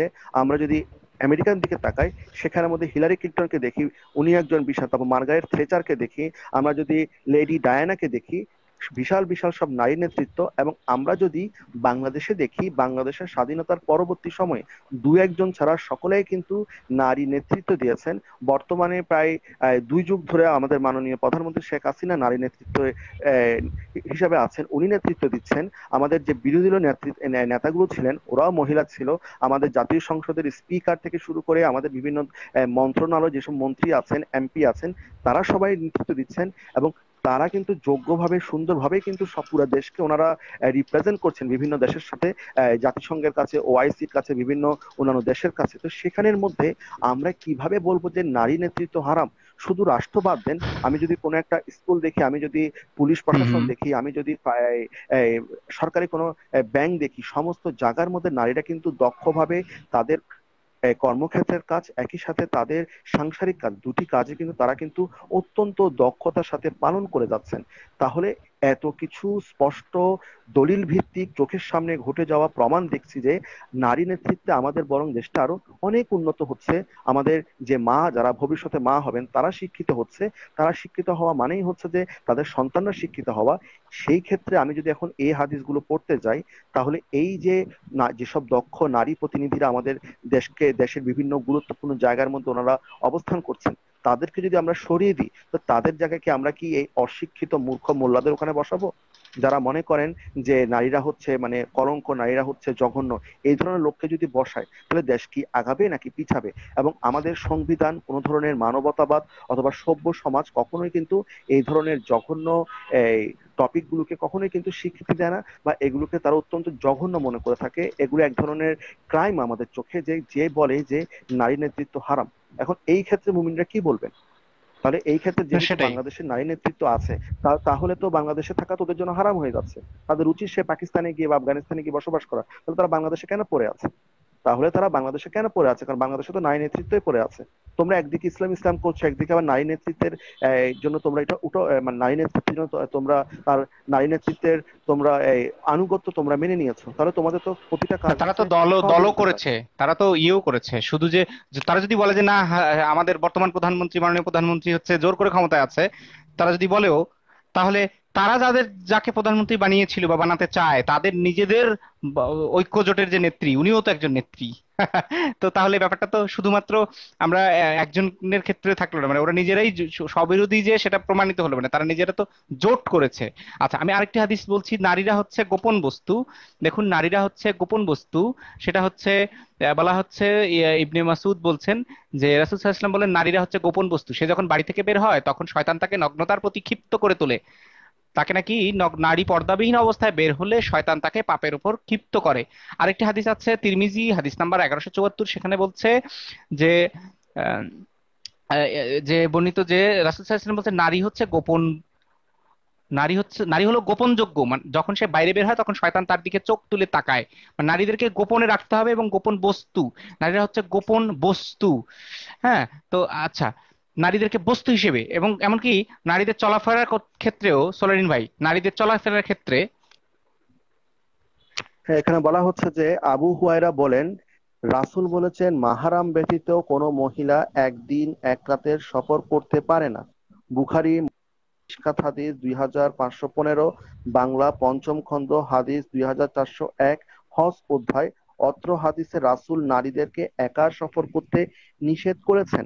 তাহলে অনেক মুসলিমের মেয়ে দেখি যে এক জেলা থেকে অন্য জেলায় গিয়ে এক দেশ থেকে অন্য দেশে গিয়ে লেখাপড়া করে সেখান থেকে ডিগ্রি নিয়ে আসে। আমাদের যে সমস্ত ডক্টর, ফিমেল ডক্টররা আছেন, তারা বিদেশের বিভিন্ন জায়গা থেকে ডিগ্রি নিয়ে বাংলাদেশে এসে চিকিৎসা করছেন। তো যেখানের মধ্যে একদিনের একা সফর করতে নিষেধ করেছে, সেখানের মধ্যে নারীরা কি করেছে, 3-4 বছর ধরে ডিগ্রি নিয়ে এসেছে। এবং আমাদের অনেক বড় বড় ওয়াজিরা বলতেছেন যে কে বলেছে নারীদেরকে লেখাপড়া করাতে, কে বলেছে তাদেরকে এমএ পাস করাতে, কে বলেছে তাদেরকে চাকরি করাতে। তাদের শুধু দুটিই কাজ, বাচ্চা জন্ম দেওয়া, স্বামীকে ভালোবাসা, ওদের আর অন্য কোনো কাজ নেই। এটা হচ্ছে ওনার মুখের বক্তব্য। তাহলে সেই হিসাবে তো ওনারা যেটা বলছেন, ওনাদের কথাই হচ্ছে যে সহিহ ইসলাম। ওনারাই কিন্তু ইসলামের সঠিক আকিদাকে কিন্তু ওনারা গ্রহণ করেছেন, ইসলামের সঠিক কথাটাই কিন্তু ওনারা প্রচার করেছেন।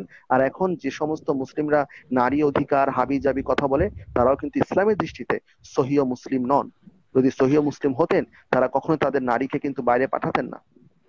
তাহলে সেই হিসাবে সেটাই। আমাদের যে সমস্ত জনপ্রতিনিধি আছেন, তারাও তো রাষ্ট্রীয় কাজে অনেক সময় বাইরে যান, ওখানে অনেকদিন থাকেন। সেখানে তো মাহারাম, সবাই তো মাহারাম ব্যতীতই পুরুষ, তাহলে সেটাও তাদের জন্য হারাম কাজ। অবশ্যই, এবং এই এই আইনটা কিন্তু সৌদি আরবে বলবৎ আছে। সৌদি আরবকে তাহলে আমরা বলতে পারি যে হাদিস মেনেই তারা কাজটা করছে। সেটা হচ্ছে সৌদি আরবে কিন্তু নারীরা মাহরাম ছাড়া বের হতে পারে না। এমনকি মাহরামের সাথেও আগে গাড়ি চালাতে পারতো না। কিছুদিন আগে আপনারা জানেন, এটা নিয়ে অনেক হই হুল্লোড় হলো, অনেক খুশি হলো যে অনেক উৎসব হলো, আনন্দ পালন হলো যে নারীরা এখন থেকে গাড়ি চালাতে পারবে। কিন্তু গাড়ি চালানোর লাইসেন্স তারা পেয়েছে, কিন্তু মাহরাম ব্যতীত বের হওয়ার অনুমতি কিন্তু তারা পায়নি। এই বিষয়টা আমরা জানি। তো সেটা দেখতে পাচ্ছি যে এটা সহি হাদিস মেনেই কাজগুলো করা হয়েছে। এবারে দেখুন, আরেকটি হাদিস বলা হচ্ছে যে নগ্ন পোশাক পরিধানকারী ও নগ্ন মাথার নারীরা জাহান্নামে যাবে। এখানে কোনো বইন আছেন, মুমিন বইন, যিনি শুনছেন, যার মাথায় এখন কাপড় নেই, জলদি মাথায় কাপড় দিয়ে নিন, কারণ আমি হাদিসটি বলতে যাচ্ছি এখনই। আবু হুরায়রা বলেন, রাসূল সাল্লাল্লাহু আলাইহি ওয়াসাল্লাম বলেছেন, দুই শ্রেণীর লোক জাহান্নামে রয়েছে, যাদেরকে এখনো আমি দেখিনি। প্রথম শ্রেণী হচ্ছে এমন সম্প্রদায় যাদের হাতে গরু পরিচালনা করার লাঠি থাকবে, যা দ্বারা তারা মানুষকে প্রহার করবে। দ্বিতীয় শ্রেণী হলো নগ্ন পোশাক পরিধানকারী নারী, যারা পুরুষদেরকে নিজেদের প্রতি আকৃষ্ট করবে এবং নিজেরাও পুরুষদের প্রতি আকৃষ্ট হবে। কেউ যদি ভালোবাসা করতে যান, হাদিসটি আগে ভালোভাবে পড়ে নেবেন। তাদের মাথা বক্র, উঁচু কাঁধ বিশিষ্ট, উটের ন্যায় হবে। তারা জান্নাতে প্রবেশ করতে পারবে না, এমনকি তারা জান্নাতের সুগন্ধিও পাবে না। অথচ জান্নাতের সেই সুগন্ধি এত বহু দূর হতে পাওয়া যায়, অন্য বর্ণনায় এসেছে 1 মাসের পথের দূরত্ব হতে পাওয়া যায়। অর্থাৎ জান্নাতের এত সুগন্ধ, অথচ তারা পাবে না কারা? যাদের মাথা বাঁকা, মানে ওই যে বাঁকা বলতে পিছনে চুলের খোপা বেঁধে রাখে উপরের দিকে, তাদের কথা বলা হচ্ছে। উঁচু কাঁধ বিশিষ্ট, উটের ন্যায় হবে। ওই যে মাথার হচ্ছে ওই এটা কি চুলের খোপাটা উপরে, এটা হয়তো গ্রামগঞ্জে যারা ছিলেন বা যারা গ্রামগঞ্জের পরিবেশের সাথে পরিচিত, তারা হয়তো খুব ভালোভাবেই জানবেন যে চুলের খোপা উপরের দিকে দেয়াটা মানে বেইসলামী কারবার, বেশরীয়তি কারবার হিসেবে দেখা হয় এবং তাদেরকে খুব বাজেভাবে ট্রিট করা হয়। এবং পরচুলা ব্যবহারকারীর বিষয় সম্পর্কে আমরা বলবো অবশ্য, যারা হচ্ছে ওই মাথাটাকে উঁচু করে, তাদের ব্যাপারেও বলবো। তো দেখুন, নগ্ন পোশাকের কথা বলছে।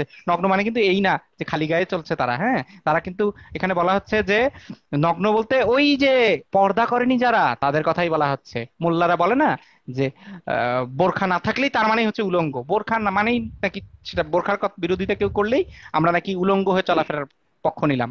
মানে ওরা নিজে নিজেই বলে বোরখা ছাড়াই মানে হচ্ছে নারীরা উলঙ্গ। এবং সেই কারণেই দেখুন, আরেকটা হাদিসে বলা হচ্ছে নারী থেকে সাবধান। আমি আপনাদের একটি ওয়াজ মনে করিয়ে দিই তাহলে, হ্যাঁ। সেটা হচ্ছে, তোমরা নারী থেকে দূরে থাকো, তোমরা নারী থেকে দূরে থাকো, তোমরা নারী থেকে দূরে থাকো। নারীর দেহটাই পাপ, তার চোখ দেখলে পাপ, তার মাথা দেখলে পাপ, তার পা দেখলে পাপ। নারীর পুরো দেহটাই পাপ, পাপ, পাপ। চিনতে পারছেন কে এইভাবে আওয়াজ করে? তাহলে তিনি ইসলাম জানেন না, এই কথাটা এখন থেকে বলবেন না। আব্দুর রাজ্জাক বিন ইউসুফ ইসলাম জানেন, ভালোভাবেই জানেন। এটা হাদিসে দেখুন বলছে আমি নারী থেকে। জি বলুন, আহ, বলুন, আজাদ বলুন। ভাই, আমি আরেকটা আপনাকে বলবো, সেটা হচ্ছে স্বামীর বাধ্য না হলে, হুম, হুম। স্বামীর বাধ্য না হলে নারীদের প্রার্থনা গৃহীত হবে না। এটা বলেছেন Muslim scholar Al Suyuti while commenting on Quran 4.34, Mishkat al Masabih book 1 section duties of husbands and wife, হাদিস নং 2.60। এখানে বলা হচ্ছে যে স্বামীর বাধ্য না হলে তার প্রার্থনা কবুল হবে না। অর্থাৎ স্বামীর যৌক্তিক অযৌক্তিক সকল কথাতে স্ত্রীকে বাধ্য হতে হবে। যদি স্ত্রী কোনো কারণে স্বামীর বাধ্য না হয়, স্ত্রীর কোনো দোয়া কোনো প্রার্থনা কবুল হবে না। অর্থাৎ হুম। স্ত্রীর দোয়া প্রার্থনা কবুলেরও চাবিকাঠি হচ্ছে আমাদের স্বামী। মাননীয় স্বামী বৃন্দ। এই স্বামী স্বামী বৃন্দ। বৃন্দরা যদি স্বামী বৃন্দরা যদি বা স্বামী মণ্ডলী যদি তারা যদি সন্তুষ্ট না হন স্ত্রীর প্রতি, তাদের কথা যদি না শোনা হয়, মেয়েরা যতই রোজা রাখুক, যতই মানে ধর্মকর্ম করুক, নারীদের কখনোই দোয়াটা কবুল হবে না। আমি যদি কোনো মুমিন নারীকে এই প্রশ্নটা করি, আমি আশা করবো তিনি এটার একটা যৌক্তিক ব্যাখ্যা দিতে পারবেন। তাহলে আল্লাহর কাছে কি নারীর প্রার্থনা গুরুত্বপূর্ণ, না নারী তার স্বামীকে কতটুকু অনুসরণ করছে সেটা গুরুত্বপূর্ণ?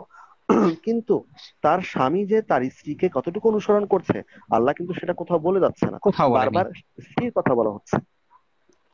ঠিক তাই, তাহলে ঠিক তাই। বোঝাই এবং যাচ্ছে যে আমাদের আমরা আমাদের এই তথাকথিত আল্লাহ যে শুধুমাত্র একজন পুরুষ এবং তিনি ধর্মটা শুধুমাত্র পুরুষের জন্য তৈরি করেছেন, এটা তো একদম সোজা একদম পরিষ্কার একটা ব্যাপার। পরিষ্কার এরপরে ভাবে যদি বোঝা কেউ যাচ্ছে বলে এটা। যে হ্যাঁ হ্যাঁ, এরপরে যদি কেউ বলে যে এটা আসলে মানে নারীর জন্য সবচেয়ে ভালো একটা ব্যাপার, তাহলে তাকে তার যুক্তি দলিল, আমরা যেরকম সমস্ত দলিল একত্র করেছি, তাকে সমস্ত যুক্তি এবং দলিল নিয়ে আসতে হবে, এবং ঠিক তাকে তাই। ফিকাহ শাস্ত্রের উপরে হাদিসের উপরে জ্ঞান থাকতে হবে। মন গড়া কোনো কথা আমরা শুনবো না। যেহেতু আমরা দলিল দলিল আমরা ডকুমেন্ট আমরা দিয়েছি, ডকুমেন্টের জবাব কখনো মন গড়া কোনো কথাবার্তা দিয়ে দেওয়া যায় না। ডকুমেন্টের জবাব দিতে হবে, দলিলের ডকুমেন্ট জবাব দিই। দিতে হবে দলিল দিয়ে। ডকুমেন্ট এবং এবং ভার্সেস ডকুমেন্ট, ডকুমেন্ট ভার্সেস কোনো মন গড়া কথাবার্তা এখানে হবে না। হ্যাঁ আজাদ ভাই। এবং এখানে একটা মজার বিষয়, একটু আগে একজন মন্তব্য করেছিলেন যে অন্য ধর্মের নারীদেরকে কিভাবে ট্রিট করা হয়েছে সেটা কেন আমরা সেটা তুলে ধরলে নাকি বুঝতে সুবিধা হতো। আমি তাদের উদ্দেশ্যে বলতে চাই যে গোবর, গরুর গোবর আর ছাগলের নাদি দুটোই আমাদের কাছে পায়খানা, পায়খানা ছাড়া অন্য কিছুই না। তো আমরা গরুর গোবর নিয়ে আলোচনা করছি, অন্য কেউ ছাগলের নাদি নিয়ে আলোচনা করবে, যারা ছাগলের নাদি দেখেছে বেশি, জানে বেশি সেটা সম্পর্কে, তারা সেটা নিয়ে বলবে। আমরা গরুর গোবর নিয়ে আলোচনা করছি, আমরা সেটা নিয়েই বলি। তার মানে হচ্ছে আপনাদেরকে তুলনা করতে হবে যে কোনটা কম গন্ধযুক্ত, কোনটা কম ক্ষতিকর, এইভাবে তুলনা করে আপনারা বলবেন শেষমেশ যে সুতরাং এই পায়খানা আপনারা ঠিক গ্রহণ আছে, করুন। আমরা সেটাতে বিশ্বাসী নই। ওনার জবাবে ওনার জবাবে আমি এটাও বলে রাখি, ওনার জবাবে হুম। আমি এটাও বলে রাখি যে উনি সমালোচনা করতে বলেছেন, তো আমরা সমালোচনা করছি, এখানে এই মুহূর্তে করছি, আমি করছি। সেটা হচ্ছে হুম। বেদে বলা হচ্ছে, শুক্ল যজুর্বেদে বলা হচ্ছে যে যদি কোনো যদি কোনো স্বামী মারা যায়, স্ত্রী কি করবে? স্ত্রী ওই স্বামীর পাদুকা, তখন যখন জোতা ছিল না, তখন খড়ম ছিল হ্যাঁ, বা রামের পাদুকা পাদুকা। ছিল, হুম সেই হুম। হ্যাঁ সেই পাদুকাটি বুকের মধ্যে জড়িয়ে স্বামীর চিতার মধ্যে সে গমন করিবেন এবং বাহ। নিজেকে আত্মাহুতি দিবেন। এবং বাহ। যদি স্ত্রী মারা যায়, যদি স্ত্রী মারা যায়, সেক্ষেত্রে স্বামী স্ত্রীর অন্ত্যেষ্টি ক্রিয়া সম্পন্ন করিয়া অতি দ্রুত নতুন ভার্যা অনুসন্ধান করিবেন। আবার সবাই বলুন মারহাবা সুবহানাল্লাহ, যা যা বলা আছে বলতে পারেন। হরে বাংলা রাম যদি একটু হরে রাম, সুন্দর করে কৃষ্ণ বলা কৃষ্ণ যায়, হরে হরে। হরে রাম হরে রাম। হ্যাঁ, এখন এটাকে বলা হচ্ছে যদি আপনি মারা যান, আমাদের ভাবি কি করবেন? আপনার জুতা মৌজা যা আছে ওটা বুকে নিয়ে আগুনের মধ্যে যাবে। আর আপনার স্ত্রী মারা গেলে আপনি তাড়াতাড়ি স্ত্রীর কুলখানি টুলখানি যা আছে করে টোরে আপনি সাথে সাথে নতুন ভার্যা, ভার্যা মানে হচ্ছে, আমাদের মুমিনদের তো আবার আরবি জ্ঞান বেশি, বাংলা বুঝেন না। ভার্যা মানে হচ্ছে ওখানে মধ্যে স্ত্রী বুঝায়, স্ত্রী অনুসন্ধান করিবেন। সুতরাং দুই ধর্মই হচ্ছে জঘন্য থেকে বড় হ্যাঁ, এবং এবং জঘন্যতর। এবং এবং সুতরাং বৌদ্ধ ধর্ম, খ্রিস্টান কোনো ধর্মতেও ধর্মই আমরা। আমাদের কাছে, আরো ধর্ম রাইট। সব রাইট। দেখি এগুলা, সুতরাং কোনো ধর্মই আমাদের কাছে, আমরা আমরা ইসলাম নিয়ে বলছি এর অর্থ এটা নয় যে আমাদের কাছে হিন্দু ধর্ম অনেক ভালো হয়ে গিয়েছে। দুটাই কিন্তু সমান খারাপ। সেজন্য আমি সমালোচনা করতে বলেছি, এই মুহূর্তে করে দিলাম। সুতরাং আশা করি আপনার প্রশ্ন উত্তর আপনি সেটাই, পেয়ে গিয়েছেন। হ্যাঁ, আজাদ ভাই। সেটাই। সিনা আলী ভাই থাকলে আরো ভালো হতো, উনি বৌদ্ধ ধর্ম নিয়ে নারীকে কিভাবে দাসী সম নারীদেরকে সবচেয়ে শ্রেষ্ঠ নারী বলা হয়েছে এগুলো আমাদেরকে না না, শোনাতে ওখানে পারতেন। বৌদ্ধ ধর্মের সব নারীকে জায়গাতেই। মলের হুম। সাথে তুলনা করেছে। বৌদ্ধ পুরোপুরি। ধর্মের নারীকে বৌদ্ধ ধর্মের নারীকে মল আছে না, মল পায়খানার সাথে তুলনা করেছে। তো এগুলো সব ধর্মেই খারাপ। তবে যারা বৌদ্ধ তারা বৌদ্ধ ধর্ম নিয়ে কথা বলছেন, যারা হিন্দু তারা হিন্দু ধর্ম নিয়ে কথা বলছেন। আমরা ইসলামটা জানি বেশি, আমরা ইসলাম নিয়ে কথা বলছি। এটাই হচ্ছে সমস্যা, এখানে তো সমস্যার কিছু নেই। জি, ঠিক তাই, ঠিক তাই। হ্যাঁ এবং আজাদ আমরা ভাই, শুরু করে দিন। আমরা আমরা আমরা এরপর মানবতার সাথে কমেন্ট। তুলনা করব, অন্য ধর্মের সাথে না। আচ্ছা, এরপরে হচ্ছে ওই যে একটা কথা মনে করিয়ে দিল একজন, ফেরদৌসী আপা মনে করিয়ে দিল। আমার ওয়াজটা পুরোটা মনে পড়ে গেল। প্রথমে ওই যে হুরের বর্ণনা দিয়ে ওরা এত সুন্দরী, ওরা এত সুন্দরী বলার বলার পরে উৎসাহ দিচ্ছিল, নারীদের বর্ণনা দেওয়ার পরে বলছিল, হে যুবক, জান্নাতের ওই নারীকে তুমি ভোগ করতে পারবে না, দুনিয়ার এই নারীকে ভোগ করে তুমি নারী থেকে দূরে থাকো, তুমি ভুল করো না। হ্যাঁ, এইভাবে বলছে। আচ্ছা, দেবর নিয়েও, দেবর নিয়েও সোরেন ভাই, দেবর নিয়েও বলা হয়েছে যে দেবরকে এই যে আব্দুর রাজাক বলছিল দেবররা কিরকম মরণ সমতুল্য হ্যাঁ, এখানে ব্যাপার? বলছে যে এটা হচ্ছে যে উকবা ইবনে আমর রাদিউল্লাহ বলেন, রাসূল বলেছেন, তোমরা নারীদের নিকট থেকে যাওয়া সাবধানে থাকো। একজন সাহাবী বললেন, হে আল্লাহ রাসূল, দেবর সম্পর্কে কি বলছেন? রাসূল বলেন, দেবর হচ্ছে মরণ সমতুল্য। বুখারী, মুসলিম, মিশকাত হাদিস 3102, বাংলা ষষ্ঠ খণ্ড, হাদিস নাম্বার 2969, বিবাহ অধ্যায়। অত্র হাদিসে পুরুষদেরকে নারী থেকে সাবধান থাকতে বলেছেন, ভাবিদেরকে দেবর থেকে সাবধান থাকতে বলেছেন। এটা কি ধরনের সাবধান বাণী, যেখানের মধ্যে আমাদের সমাজে, সেটা হিন্দু হোক বা মুসলিম হোক, দেবর যেখানের মধ্যে ছোট ভাই, ভাবি আপন বা ভাইয়ের বৌদি মতো। যেখানে মায়ের আপন ভাই রাইট। অথবা তাকে তাকে আমরা আপন ভাইয়ের চাইতেও বড় করে দেখা হয় আমাদের সমাজে কিন্তু। এবং ভাবিকে ভাবি মায়ের মতো, এই ধরনের একটা কথা প্রচলিত আছে অনেক আগে থেকেই, তাই না? সোরারিন ভাই, আপনার আপনার কথা বোধহয় আটকে গেছে। সোরারিন ভাই, আপনি শুনতে পাচ্ছেন আমাকে? সোরারিন ভাই, হ্যালো। আচ্ছা, সেই সাথে আমি জানিয়ে রাখি, ভাবিরা দেবররা প্রিয় বক্তা আব্দুর রাজ্জাক বিন ইউসুফ বলেছেন, তার মানে এটা হাদিস সম্মত, সহি হাদিস সম্মত। হ্যাঁ, আচ্ছা। হিন্দু ধর্ম বা এই যে বৌদ্ধ ধর্মে নারীদের অধ্যায়ে আমরা একদিন আলোচনা করব। সেদিন আমরা সবাইকে যুক্ত করে সবার সাথে মতামত নিয়ে প্রত্যেকটা ধর্মে নারীদেরকে কিভাবে ট্রিট করা হয়েছে এগুলো একদিন তুলে ধরবো, একদিন অবশ্যই তুলে ধরবো। আমরা আমরা ধর্মগুলোর মধ্যে তারতম্য করি না পচানোর ক্ষেত্রে, আমরা তাদেরকে আমরা ধর্ম প্রচার সবাইকেই করব, সব ধর্মকেই আমরা প্রচার করব, কোনো সমস্যা নেই। প্রচার। আচ্ছা। ই কই, আচ্ছা, বাংলা ভাষায় দেবর শব্দের অর্থ হলো দ্বিতীয় বর। আচ্ছা। কোথায় গেল মোহাম্মদ বিশ্বাস ভাই, আপনি একটু কমেন্ট করুন প্লিজ। হ্যাঁ। আচ্ছা। দেবররা ভাবিকে নিয়ে ভেগে যায়, হ্যান ত্যান। আচ্ছা। আচ্ছা, যাই হোক, আমি দেখি আরেকটা হাদিস আমরা দেখছি যে নারীর সাথে নির্জনে দেখা করা যাবে না। রাসূল সাল্লাল্লাহু আলাইহি ওয়াসাল্লাম বলছেন, অবশ্যই কোনো পুরুষ ও কোনো নারীর সাথে নির্জনে একাকী মিলিত হলে সেখানে তৃতীয় জন হবে শয়তান। অত্র হাদিসে রাসূল সাল্লাল্লাহু আলাইহি ওয়াসাল্লাম পুরুষদেরকে অপর কোনো নারীর সাথে নির্জন একত্র হলে হতে কঠোরভাবে নিষেধ করছেন এবং শয়তান তাদেরকে বিপদগামী করবে বলে সাবধান করছেন। চিন্তা করতে পারছেন? এরপরে দেখুন, ওই যে একটু আগে বললাম যে নারীরা হচ্ছে বনি ইসরায়েলদের মধ্যে প্রথম দুর্ঘটনা ঘটিয়েছিল নারীরা, সেই রকম দেখুন এখন দেখুন, নারীরা হচ্ছে পুরুষের জ্ঞান বিনষ্ট করে দেয়। রেফারেন্স নাম্বারটা বৌদ্ধ ধর্মের নারীকে মলের সাথে তুলনা, এটা সিনা আলীর ভাইয়ের ওয়ালে যোগাযোগ করুন, সেখানে পাবেন। হ্যাঁ। আচ্ছা, আমি দেখি মোহাম্মদ বিশ্বাস ভাইকে পেয়ে গেছি আবারও। নারীদেরকে নির্জনে নারীদের সাথে কেউ দেখা করবেন না, নারী পুরুষরা খবরদার সাবধানে থাকুন, এই যে হাদিসে বলা হচ্ছে এই কথা। এবারে দেখুন, নারীরা পুরুষের জ্ঞান বিনষ্ট করে দেয়, হাদিসটি পড়ুন। মোহাম্মদ বিশ্বাস ভাই অ্যাড পাঠিয়েছি আমি, দেখুন। আচ্ছা।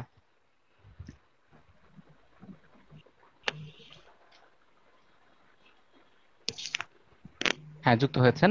আমি হচ্ছে এই কমেন্টটা পিন করে দিচ্ছি। হাদিসটি, সেটি হচ্ছে, নারীরা পুরুষের জ্ঞান বিনষ্ট করে দেয়। যে আমি পুরুষদের জন্য বুদ্ধি ও ধর্মের ব্যাপারে অপূর্ণতা থাকা সত্ত্বেও বুদ্ধিমান এবং জ্ঞানী পুরুষদের জ্ঞান তোমাদের চাইতে আর কেউ বেশি নষ্ট করতে পারে এমন আমি কাউকে দেখিনি। রেফারেন্স সহ এখানে দেয়া আছে। জ্ঞানী ব্যক্তি ও নারীদের চক্রান্ত থেকে রেহাই পায় না, বলছেন আপনাদের প্রিয় নবী। আচ্ছা। এরপরে বলছেন যে নারীদের চক্রান্ত অত্যন্ত শক্তিশালী। হ্যাঁ, আল্লাহ তাআলা বলছেন, নিশ্চয়ই তোমাদের মানে নারীদের চক্রান্ত শক্তিশালী। তারপরে তাওহীদ পাবলিকেশনের আরেকটি হাদিসে এসেছে যে ওই যে জাহান্নামে বেশিরভাগই নারী, সেখানে সেখানে আর কি বলা হচ্ছে যে নারীরা পুরুষের জ্ঞান বিনষ্ট করে দেয়, নারীরা নাকি পুরুষের জ্ঞান বিনষ্ট করে দেয়। মানে ওই যে গান শুনি যে আমরা এরকম যে পাগল করে দিয়েছো, বোধহয় সেটাই বোঝাচ্ছে ইসলামে, নাকি সোলেন ভাই? এরকম কিছু হবে, কিন্তু নারীরা পুরুষের জ্ঞান বরং বিনষ্ট করে না। আমি যতটুকু আমার মনে হয় যে একজন নারী, যদি আপনি একগামী হন, বহুগামী হলে তো আমরা যে কোনো মানুষকে ক্যারেক্টার ঢিলা বলবো, কিন্তু যদি আপনার জীবনে একজন নারী থাকেন এবং সে যদি আপনাকে ভালোবাসে, আপনি তাকে ভালোবাসেন, তাহলে আমি বলবো যে একজন নারীর মধ্যে আপনি বহুত্বের স্বাদ আপনি খুঁজে নিতে পারবেন, এবং তার সাথে আপনি খুব সুন্দরভাবে কিন্তু আপনি আপনার জীবনটা পরিচালনা করতে পারবেন। এবং পুরুষ হিসাবে কিন্তু আমাদের কিন্তু একটা মানসিক সাপোর্ট আমাদের লাগে, আর আমরা সেই মানসিক সাপোর্টটা কিন্তু নারী থেকে আমরা পেয়ে থাকি। অন্তত রাইট। মানসিক দিক দিয়ে নারীদের অনেক ক্ষেত্রেও ক্ষেত্রে হুবু, কিন্তু একজন নারী, নারীদের ক্ষেত্রেও হুবু নারীরা একই, কিন্তু যে তাদেরও মানসিক দিক সাপোর্ট দিয়ে, লাগে। দেখুন আমরা কিন্তু, হ্যাঁ, না, এই ক্ষেত্রে দেখা যায় যে একজন পুরুষের যদি স্ত্রী মারা যায়, সে কিন্তু স্ত্রী মারার 1 সপ্তাহের মধ্যে কিন্তু নতুন আরেকজন স্ত্রী খুঁজে। কিন্তু একজন নারী যদি স্বামী মারা যায়, সে যদি মুসলিম হয়েও থাকে, সে কিন্তু সেই মহিলা কিন্তু দ্বিতীয়বার আর বিয়ে করতে চায় না। এবং খুব কম আছে দ্বিতীয়বার বিয়ে করেছে সে, কিন্তু সে একটা সন্তান বা সন্তানদের নিয়ে সে সারা জীবন কিন্তু সে কিন্তু মানে পরিশ্রম করে যায়। এটাই হচ্ছে যে নারীত্বের মহত্ব বা নারীদের মহত্ব। আমরা যদি সে মহত্বটাকে যদি আমরা ইগনোর করে বলি যে নারীকে দেখলে আমার মাথা খারাপ হয়ে যায়, তাহলে সে দোষ হচ্ছে ভাই আমার নিজের। আমি সেটা যদি নারীকে দোষারোপ করতে পারি না। আচ্ছা, আজাদ ভাই। ঠিক আছে। জি, জি, জি। আচ্ছা, এবারে দেখুন, আম, ওই আপনি বোধহয় এটা তখন বলেছিলেন, সেই হাদিসটি আবারও এসেছে, সেটা হচ্ছে যে যে পিতা অপ্রাপ্ত বয়স্কা কুমারী কন্যার বিবাহ দিতে পারবে। এই যে এটা হ্যাঁ, আয়েশার বেলাতেও ঘটেছিল, আলী করেছিল। আমরা আয়েশার বিয়ের সময় বোধহয় এই বিষয়টা নিয়ে আরো বিস্তারিত কথা বলতে পারি, কি বলেন? তো তার চাইতে বরং আমরা রাতের বেলায় যে যে আক্রমণগুলো হতো তখন যে নারীরা মারা যেত, আমরা এই ব্যাপারে আমরা আপনার কাছে এই আয়েশার ব্যাপারে আমরা বাল্য বিবাহ নিয়ে একটা লাইভ করতে পারি তখন আজাদ আমরা ভাই। সেখানে মধ্যে নবীর হুম পেডোফাইল, তারপরে আয়েশার বিবাহ, আয়েশার বয়স, আমরা এগুলা এবার আমরা তুলে ধরতে পারি। প্রথমেই আমি কয়েকটা পয়েন্ট বলি। সেটা হচ্ছে যুদ্ধ কাকে বলে। যুদ্ধ হচ্ছে দুটা পক্ষ হুম হুম সচেতন ভাবে মুখোমুখি হবে এবং তারা যুদ্ধ করবে। দুই পক্ষ সচেতন থাকবে যে আমাকে আক্রমণ করবে সে, এবং অপর পক্ষ জানবে যে ওই পক্ষ আমাকে আক্রমণ করবে, এবং দুপক্ষই যুদ্ধের ব্যাপারে সতর্ক থাকবে। এবং অতর্কিতে শব্দটা হচ্ছে যে, অর্থ হচ্ছে যে কাউকে না জানিয়ে, কাউকে পূর্ব ঘোষণা ছাড়া অথবা কাউকে সতর্ক না করে হঠাৎ করে তাকে আক্রমণ করা। এবং যুদ্ধ এবং অতর্কিত দুটা এক জিনিস না। আর অতর্কিতে অভিযান, অভিযান মানে হচ্ছে যে নিজ থেকে কোথাও গিয়ে যুদ্ধ করা। নিজ থেকে কোথাও গিয়ে যুদ্ধ করা। সেখানে যারা অভিযান চালাবেন সেখানে তারা আক্রান্ত হবেন না, যাদের বিরুদ্ধে অভিযান চালানো হবে তারাই আক্রান্ত হবে। এখন এই কথাগুলো বলার অর্থ এই যে, আমি যখন হাদিসটি পড়বো তখন শব্দগুলো আসবে যে রাতের অতর্কিত আক্রমণে শিশু ও নারী হত্যা। এখানে বলে রাখি যে তখনকার দিনে অনেক জায়গায় কিন্তু রাতের বেলা যুদ্ধটা নিষিদ্ধ ছিল। আমরা যদি তৎকালীন সময়ে ভারত দেখতে চাই, ভারতের মধ্যে যে যুদ্ধগুলো হয়েছিল সেখানের মধ্যে রাতের বেলা কিন্তু যুদ্ধ কিন্তু বিরতি ছিল। রাতের বেলা যুদ্ধ হতো না, যুদ্ধ হতো সূর্যোদয় থেকে সূর্যাস্ত পর্যন্ত। এটা হচ্ছে সমগ্র বিশ্বের প্রায় অনেক দেশে যুদ্ধের রীতি যে সকাল মানে সূর্যোদয় থেকে সূর্যাস্ত পর্যন্ত যুদ্ধ হবে এবং রাতের বেলা কোনো ধরনের যুদ্ধ হবে না। কিন্তু রাইট, এখানের মধ্যে দেখা রাইট। যাচ্ছে যে গ্রন্থের নাম সহিহ মুসলিম, হাদিস নাম্বার 4399, অধ্যায় 33, জিহাদ ও নীতিমালা। রাতের অতর্কিত আক্রমণে অনিচ্ছাকৃত নারী ও শিশু হত্যায় দোষ নেই। ডট ডট ডট ডট থেকে বলা হচ্ছে যে নবীকে মুশরিক নারী ও শিশু সন্তান সম্পর্কে জিজ্ঞাসা করা হলো। যখন রাতের আধারে অতর্কিত আক্রমণ করা হয় তখন নারী ও শিশুরাও আক্রান্ত হয়। তখন নবী বললেন তারাও মুশরিকদের অন্তর্ভুক্ত। হাদিসের মান সহিহ। একইভাবে ইসলামিক ফাউন্ডেশন 4400, ইসলামিক সেন্টার 4400, হাদিসের মান সহিহ, গ্রন্থের নাম সহিহ মুসলিম, হাদিস একাডেমি, হাদিস নাম্বার 4442। সেখানের মধ্যে বলছে যে রাতের আকস্মিক হামলায় অনিচ্ছাকৃত নারী এবং শিশু হত্যায় দোষ নেই। আবার একই কথা তাওহীদ পাবলিকেশন, সুনানে ইবনে মাজাহ, অধ্যায় 18, জিহাদ, হাদিস নাম্বার 2839। সেখানেও বলা হচ্ছে যে নবীকে জিজ্ঞাসা করা হলো যাতে নারী ও শিশু নিহত হয়, তিনি বললেন তারা অর্থাৎ নারী ও শিশু তাদের অন্তর্ভুক্ত। হাদিসের মান সহিহ। অর্থাৎ আমি রাতের অন্ধকারে ঘুমন্ত মানুষের উপর আমি আক্রমণ চালাবো, সেখানে নারী এবং শিশু মারা যাবে, এবং সেই নারী এবং শিশুকে হত্যা, নারী এবং শিশু হত্যাকে আমাদের পেয়ারের নবী, দিলের নবী, পৃথিবীর সর্বকালের সর্বশ্রেষ্ঠ মহামানব তাকে বৈধ হিসেবে স্বীকৃতি দিবেন। এটা যদি কোনোভাবে যদি মানবিক হয়ে থাকে এবং এই ব্যাপারটিকে কেউ যদি মানবিক বলে থাকে, তাহলে আমি তাকে আর আমার দৃষ্টিতে অন্তত মানুষ হিসেবে আমি তাকে গণ্য করব না। কারণ যে কোনো অবস্থায় ঘুমন্ত মানুষের উপরে, সে যদি যোদ্ধাও হয়ে থাকে, ঘুমন্ত মানুষের উপর আক্রমণ চালিয়ে তাকে, তার স্ত্রীকে, তার সন্তানকে হত্যা করা কখনো যুদ্ধের মধ্যে পড়ে না। এটা কোনো যুদ্ধ আইনের মধ্যে পড়ে না। এটা পড়ে ডাকাতির মধ্যে পড়ে, এটা রাহাজানির মধ্যে পড়ে, সেটা লুটপাটের মধ্যে পড়ে। এটাকে যুদ্ধ বলা যায় না। অতর্কিত আক্রমণ, ঘুমন্ত কোনো মানুষকে আক্রমণ, ওই সময় থেকে শুরু করে আমরা যদি বিভিন্ন দেশের যুদ্ধ আইন দেখি, এমনকি যে লোকের হাতে তলোয়ার থাকে না তাকে হত্যা করা বা তাকে আক্রমণ করা, অথবা ঘুমন্ত কোনো মানুষকে আক্রমণ করা, অথবা নারী এবং শিশুকে আক্রমণ করা, পৃথিবীর তখন প্রতিটা মধ্যযুগ বা আদি যুগে যদি আমরা দেখি, এই আইনগুলো তখনও পালন করা হতো যে নিরস্ত্র ঘুমন্ত বা নারী শিশুকে আক্রমণ করা যাবে না। সেই ক্ষেত্রে এখানের মধ্যে যেখানে নারী এবং শিশুকে ওরা আক্রমণ করেছে এবং আক্রমণ করে ওদেরকে হত্যা করার পরে নবীর কাছে এসে বলছে যে হে নবী, আমাদের আক্রমণ ওরা মানে মারা গিয়েছে, নবী বলছে তারাও মুশরিকদের অন্তর্গত, হোক তারা মুশরিকদের অন্তর্গত, কিন্তু তারা হচ্ছে নারী, তারা হচ্ছে শিশু। একটা শিশু সে মুশরিকের অন্তর্গত হোক, সে ইসলামের অন্তর্গত হোক, সে দরকার হলে শয়তানের অন্তর্গত হোক, কিন্তু তাকে কোনো অবস্থাতে হত্যা করা যাবে না। এবং সেটা হচ্ছে শিশু, ওকে মনে রাখতে হবে ও হচ্ছে শিশু। আপনি কোন যুক্তিতে একটা শিশু হত্যাকে বৈধতা দিচ্ছেন? কোন যুক্তিতে আপনি একটা নারীকে, আপনি নারী হত্যাকে বৈধতা দিচ্ছেন?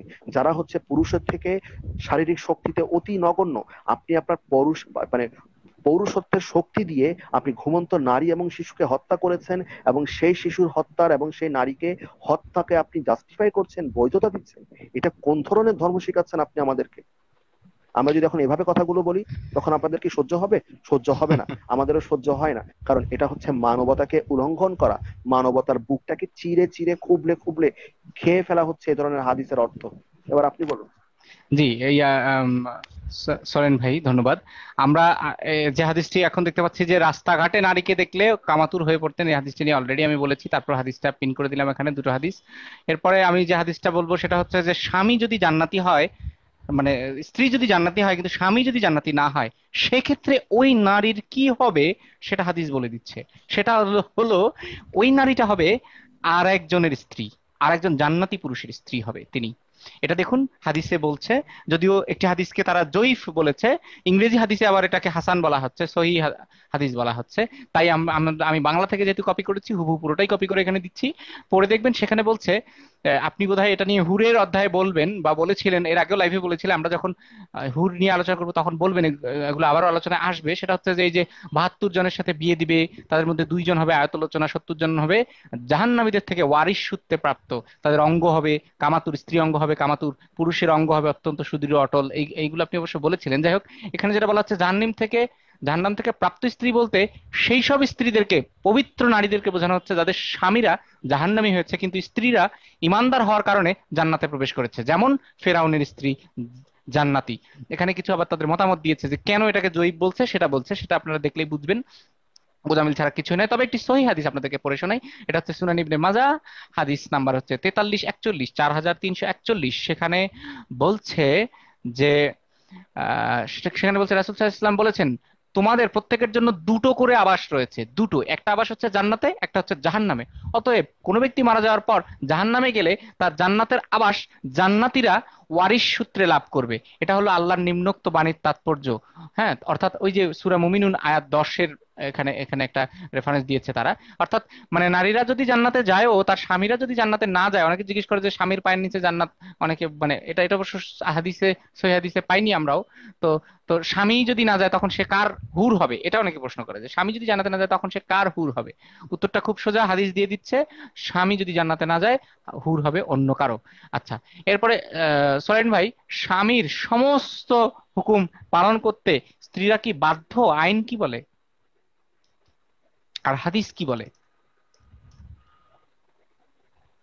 হ্যাঁ, এটা আমি একটু আগে আলোচনা করেছিলাম যে স্বামীর প্রতিটা হুকুম, হ্যাঁ, হ্যাঁ, এটা হচ্ছে আমি একটু আগে বলেছিলাম যে স্ত্রীর হুকুম পালন না করলে, সরি, স্বামীর হুকুম পালন না করলে স্ত্রীরা জাহান্নামী হবে বা তাদের প্রার্থনা কবুল করা হবে না। ঠিক ঠিক তাই। একই পয়েন্টেই হাদিসটাই চলে আসে, সেটা হচ্ছে যে আচ্ছা। পাবলিশার তাহিদ পাবলিকেশন, সুনান ইবনে মাজা, অধ্যায় 9, বিবাহ, হাদিস নাম্বার 1852। স্ত্রীর উপর স্বামীর অধিকার। আয়েশা হতে বর্ণিত, নবী বলেন, আমি যদি কোনো ব্যক্তিকে অপর কাউকে সাজদা করার নির্দেশ দিতাম, তাহলে অবশ্যই স্ত্রীকে নির্দেশ দিতাম তার স্বামীকে সাজদা করতে। কোনো পুরুষ তার স্ত্রীকে লাল পাহাড় থেকে কালো পাহাড়ে অথবা কালো পাহাড় থেকে লাল পাহাড়ে পাথর স্থানান্তরের নির্দেশ দিলে তা পালন করা তার জন্য অপরিহার্য হয়ে যেত। হুম। অর্থাৎ একটা স্বামী যদি তার স্ত্রীকে বলে যে তুমি এখন এই 50 কেজি ওজনের বস্তাটা এখান থেকে নিয়ে তুমি 100 মাইল দূরে আরেকজনের বাসায় দিয়ে আসো, তাহলে সেটা স্ত্রীর জন্য পালন করা হচ্ছে অপরিহার্য। এখন হ্যাঁ। এই জি। ধরনের আদেশ যদি কোনো নবী দিয়ে যেতে বলেন, এবং নবী নিজেই বলেছেন যে স্ত্রীকে যদি তুমি মারো, স্ত্রীকে তুমি এই নির্যাতন করলে বা স্ত্রীর গায়ে হাত তুললে, সেই ক্ষেত্রে কেয়ামতের সময় কোনো স্বামীকে জবাবদিহি করতে হবে না। তাহলে স্ত্রীকে নির্যাতন, স্ত্রীকে সেজদা করতে হবে, স্ত্রীকে স্বামীর জন্য পাহাড় পর্যন্ত ভেঙে চলে যেতে হবে। তাহলে বুঝতে পারছেন যে এখানের মধ্যে নারীকে কতটুকু সম্মান দিয়ে সম্মানিত করা হয়েছে। এমনকি নারীকে শয়তানের সৈন্যের সাথে তুলনা করা হচ্ছে, যে শয়তান নারীকে বলে তোমরা আমাদের সৈন্যদলের অর্ধেক, তোমরা আমাদের অব্যর্থ তীর, তোমরা আমার বিশ্বস্ত, ও সরি আমাদের নয় আমার, আমি আবারও বলছি, শয়তান নারীকে বলে তোমরা আমার সৈন্যদলের অর্ধেক, তোমরা আমার অব্যর্থ তীর, তোমরা আমার বিশ্বস্ত, আমি যা চাই তা তোমাদের মাধ্যমে হাসিল করি। আমার অর্ধেক সৈন্য হলো কামনা, বাকি অর্ধেক হলো ক্রোধ। অর্থাৎ এই যে কামনার যে যে সৈন্যতার, সেটা তার নারী, বলছে শয়তান নিজে। আরেকটি হাদিসে দেখুন, নারীদেরকে সিংহ বা কালো কোবরা সাপের চাইতেও ক্ষতিকর বলা হচ্ছে। সেখানে বলা হচ্ছে যে এই যে দেখুন সাইদ ইবনে জুবায়ের বলছেন, শুধুমাত্র দেখেই দাউদ আলাইহিস ইসলামের মনে বাসনার উদ্রেক হয়েছিল, দেখেই। তাই তিনি তার পুত্র সোলাইমান আলাইহিস ইসলামকে বললেন, হে পুত্র, সিংহ বা কালো কোবরা সাপের পেছনে হাঁটাও ভালো, তবু কোনো নারীর পেছনে হাঁটবে না। নবী সাল্লাল্লাহু আলাইহি ওয়াসাল্লাম বলেছেন, নারীর প্রতি কামনার চেয়ে পুরুষের জন্য বেশি ক্ষতিকর কিছু আমি রেখে যাচ্ছি না। মানে হাদিসের মধ্যে ওই ব্যাখ্যাগুলো চলে এসেছে। এটা এসেছে এহিয়া উলুম আল দিন, ভলিউম 2, পৃষ্ঠা নাম্বার 370-71, সেখানে এসেছে। হ্যাঁ। আর আরেকটা বিষয়, নারীদের সাথে পুরুষদের শুধু এই যে পার্থক্যটা, এটা যে শুধু বড়দের ক্ষেত্রে তাই নয়, ছোটদেরকেও বাদ যায়নি। আচ্ছা, সেটা কেমন? সেটা হচ্ছে, নারী শিশু ও পুরুষ শিশুর পেশাব ধোয়া নিয়ে দেখুন আমাদের দিলের নবী কি বলে গেছেন, আপনারা হাদিসটি দেখতে পাচ্ছেন। আচ্ছা, এর মধ্যে সিনা আলী ভাই একটি দিয়েছেন, একটি রেফারেন্স দিয়েছেন, আমি রেফারেন্সটা এখানে একটু পরে পিন করে দিচ্ছি। সেটা হচ্ছে আপনারা পরে দেখে নিতে পারবেন। তো আমি এইটা বলি আগে, যে নারী শিশুর দেখুন কিভাবে তুলনা করছে নারী শিশুর সাথে পুরুষ শিশু। নারী শিশু এবং পুরুষ শিশু উভয়ই যখন হচ্ছে ছোট থাকবে, মানে যখন অন্য খাদ্য গ্রহণে সক্ষম না হবে, ততক্ষণ মেয়ে শিশু এবং মেয়ে শিশুর পেশাবটা ধৌত করতে হবে। ছেলে শিশুর পেশাবটা জাস্ট একটু পানি ছিটিয়ে দিলেই সেটা হচ্ছে ক্লিন হয়ে গেল, সেটা পবিত্র হয়ে গেল সেই জায়গাটা। মেয়েদের বেলায় মেয়ে শিশুর প্রস্রাবটা কি ধুয়ে ফেলতে হবে পানি দিয়ে, আর ছেলেদের বেলায় জাস্ট একটু পানি ছিটিয়ে দিলেই পবিত্র হয়ে যায়। আর খাদ্য গ্রহণ শুরু করলে তখন দুজনের বেলায় হচ্ছে পেশাবটা ধুয়ে ফেলা। অর্থাৎ শিশুদেরকেও বাদ রাখেনি নারী শিশু এবং পুরুষ শিশুর মধ্যে পার্থক্য করা থেকে। আমরা দেখতে পাচ্ছি এখানে জিনিসটা।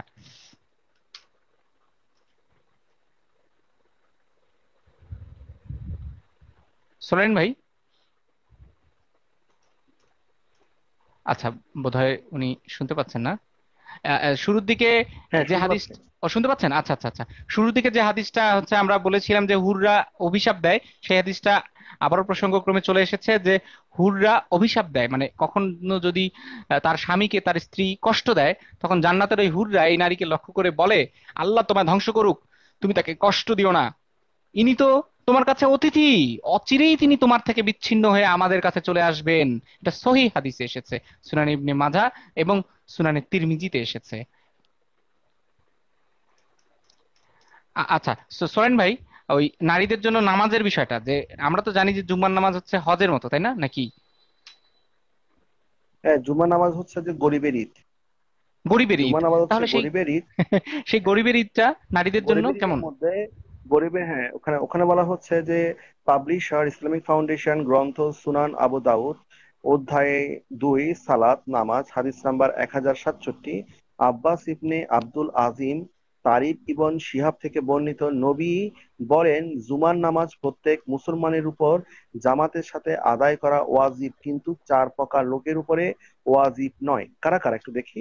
সেটা হচ্ছে কৃতদাস, মহিলা, শিশু ও রুগ্ন ব্যক্তি। ইমাম আবু দাউদ বলেন, তারিক ইবন শিয়াব নবীকে বলতে দেখেছেন, তবে তার নিকট হতে কিছু শুনেননি। হাদিসের মান সহিহ। অর্থাৎ 4 রকমের লোক নামাজ আদায় করতে পারবে না বা ওয়াজিব নয়। এটা হচ্ছে কৃতদাস, মহিলা, শিশু এবং রুগ্ন ব্যক্তি। তাহলে কৃতদাসের নামাজ আদায় করা ওয়াজিব না। শিশুর দরকার নেই, রুগ্ন ব্যক্তি অসুস্থ, ঠিক আছে, কিন্তু তার সাথে সাথে মহিলা যদি সুস্থ অসুস্থ যাই হোক না কেন, সেও নামাজটা আদায় করতে পারবে না। অর্থাৎ ধর্মের ক্ষেত্রেও আল্লাহ তাআলা নবী করিম কিন্তু, বা আল্লাহর পেয়ারে হাবিব যাকে বলে, তিনি কিন্তু নারীদের জন্য ধর্মীয় বিধিনিষেধ উনি টেনে দিয়েছেন এবং নামাজের প্রতি উনি নিষেধাজ্ঞা জারি করেছেন। সেই কারণে আমরা দেখি যে ঈদের নামাজে পুরুষরা নামাজ পড়ে কিন্তু মহিলারা নামাজ পড়তে যায় না, তারা তখন বাসায় থাকে। অর্থাৎ আমি আমার আল্লাহকে ডাকবো কি ডাকবো না, কিভাবে ডাকবো, সেটা পর্যন্ত আল্লাহ এবং তার নবী ঠিক করে দিয়েছেন। কিসের ভিত্তিতে? আমাদের লিঙ্গের ভিত্তিতে, আমাদের জেন্ডারের ভিত্তিতে। অর্থাৎ আল্লাহর কাছে পুরুষ যারা আছেন তারা বেশি প্রিয়, নারী যারা আছেন তাদের নামাজ না পড়লেও চলবে। এখন আপনি বলুন, এই আল্লাহকে কি আমি পুরুষ বলবো, নাকি এই আল্লাহকে আমি বলবো যে তার কোনো লিঙ্গ নেই? সুতরাং বলা যাচ্ছে যে আল্লাহ হচ্ছে একজন পুরুষ, এবং তিনি যে ধর্মটা এনেছেন সে ধর্মটা শুধুমাত্র পুরুষের জন্যই তিনি এনেছেন, পুরুষের আনন্দের জন্য, পুরুষের নিশ্চয়তার জন্য। সেটা উনি অন্য কোনো ধর্মের লোকের জন্য তিনি আনেননি, বা নারীর জন্য তিনি এটা আনেননি। একজন একজন মাহফুজুল ভাই। একজন কমেন্ট করেছেন, হয়তো ওটা উনি এটা বোঝাতে চেয়েছেন যে এগুলো জেনেও তারা ধর্ম পালন করে কেন। উত্তরটা হচ্ছে তারা এগুলো জানে না, তাদেরকে শেখানো হয় যে এগুলো মিথ্যা, আহ, হয় এগুলো ভুয়া, অথবা এগুলোর কোনো মানবিক ব্যাখ্যা দাঁড় করিয়ে তাদের সামনে বোঝানো হয়। হ্যাঁ, তাদেরকে কনভিন্স করা হয়, তাই তারা এগুলো জেনেও মানে। আর আর বেশিরভাগই জানে না, বেশিরভাগই জানেই না, এগুলো তারা জানেই না নারীদেরকে এভাবে বলা হচ্ছে। যেমন নারীদের যেসব বৈশিষ্ট্য থেকে বিয়ে করতে বলা হচ্ছে, দেখুন, বেশি সন্তান প্রসবকারিণী, কুমারী নারীকে বিয়ে করতে মানে উদ্বুদ্ধ করা হচ্ছে। বন্ধ্যা মেয়েকে বিয়ে করা যাবে না বলা হচ্ছে। হ্যাঁ, বন্ধ্যা মেয়েকে বিয়ে করা যাবে না কেন? কারণ তিনি সংখ্যাধিক্যের হচ্ছে আমাদেরকে এই যে আমি, কেননা আমি অন্যান্য উম্মতের কাছে তোমাদের সংখ্যাধিক্যের কারণে গর্ব করব। মানে মুসলিমরা যে নিজেদের সংখ্যা নিয়ে গর্ব করে, এটার কারণটা নবী নিজেই, নবী বলে গেছে যে সেও গর্ব করবে অন্য নবীর উম্মতদের কাছে আমাদের পেয়ারে নবীর উম্মতদের ব্যাপারে তিনি গর্ব করবে। কেন? কারণ তারা সংখ্যাধিক্য হবে, সেই জন্য। তো সেই জন্য বলছে যে তোমরা বন্ধাকে বিয়ে করো না, তোমরা হচ্ছে যে বেশি বেশি সন্তান প্রসব করে এমন নারীকে বিয়ে করো। হাদিসগুলো আপনারা দেখতেই পাচ্ছেন, তাই পড়ে শোনাচ্ছি না। এবং তিনি সেখানে বলছেন যে হচ্ছে হচ্ছে তোমরা, একজন ওরকম বিয়ে করছে, তো তিনি তাকে বললেন যে তুমি কেমন মেয়ে বিয়ে করছো? বললো যে আগে বিয়ে হয়েছিল, ডিভোর্স হয়েছে, এরকম মেয়েকে বিয়ে করছে। তখন বলছে যে কেন তুমি কুমারী মেয়ে কেন বিয়ে করলো না? তাহলে তো কুমারী বিয়ের সাথে তুমি হাসি কৌতুক করতে পারতে, সেও তোমার সাথে হাসি কৌতুক করতে পারতো। অর্থাৎ কুমারী মেয়েকে তিনি হচ্ছে বিয়ে করতে উদ্বুদ্ধ করেছেন। হ্যাঁ, এবং তিনি তিনটি বৈশিষ্ট্য দেখে নারীদেরকে বিয়ে করতে বলেছেন। একটা হচ্ছে দিনদার, ধন সম্পদ ও সৌন্দর্য, এই তিনটা দেখে। এর মধ্যে দিনদার পাত্রীকে বেশি পছন্দ করতে বলেছেন। তো হচ্ছে যেই নারী হচ্ছে দিনদার তাকে পছন্দ করতে বলেছেন। সোহেন ভাই, স্বামীর মৃত্যুতে একজন নারী হচ্ছে কি মানে মানুষ কি কারো মৃত্যুতে কতটুকু শোক পালন করবে, এই বিষয়টা কি বলে দেওয়ার বিষয়? না, আমি একজন এই, মানুষ হিসেবে মনে করি যে কে মারা যাবে বা কতটুকু মারা যাবে সেটা শোক কিভাবে করব সেটা সম্পূর্ণ আমার ব্যক্তিগত ব্যাপার। কিন্তু আমাকে ইসলাম কি বলছে সেটা আমাকে দেখতে হবে। যে পাবলিকেশন, তাওহীদ পাবলিকেশন, গ্রন্থ সহিহ বুখারীর তাওহীদ অধ্যায়, হুম, হুম। জানাজা, হাদিস নাম্বার 1281। সেখানে বলা হচ্ছে, জয়নাব বিনতু আবু সালমা হতে বর্ণিত, তিনি বলেন, নবীর সহধর্মিণী উম্মে হাবিবা নিকট গেলাম। তখন তিনি বললেন, আল্লাহ রাসূলকে বলতে শুনেছি, যে হুম, হুম। স্ত্রীলোক আল্লাহ এবং কিয়ামতের দিবসের প্রতি ঈমান রাখে, তার পক্ষে কোনো মৃত ব্যক্তির জন্য 3 দিনের বেশি শোক পালন বৈধ নয়, তবে স্বামীর জন্য 4 মাস 10 দিন বৈধ। আধুনিক প্রকাশনী সুনানে নাসাইর মধ্যে এটা আছে 3503, 3504। হাদিসের মান হচ্ছে সহিহ। এখানের মধ্যে ব্যাপারটা একটু ব্যাখ্যা করে বলি। সেটা হচ্ছে, এই 3 দিনের শোকটা হচ্ছে তার নিজের পরিবারের বাপ মা মারা গেলে, তার পিতা মাতা মারা গেলে সে 3 দিন শোক করবে, স্বামী মারা গেলে সে 4 মাস 10 দিন শোক করবে। অর্থাৎ আমি কয়দিন কষ্ট পাবো বা কয়দিন কষ্ট পাবো না, এটা তো আমাকে কোনো আল্লাহ বা নবী আমাকে ঠিক করে দিতে পারে না। এটা আমার মনের ব্যাপার। আমি কি মনকে বলবো, হ্যাঁ তুমি 72 ঘন্টা পর্যন্তই তুমি কষ্ট পাবে, এরপর তুমি আর কষ্ট পেতে পারবে না? আমার কষ্টকে আমি 72 ঘন্টার মধ্যে ভুলে যাব? আমি যদি আমার পিতা মারা যায়, মাতা মারা যায়, তাকে কি আমি 72 ঘন্টার মধ্যে তার মৃত্যুটা ভুলে যাব?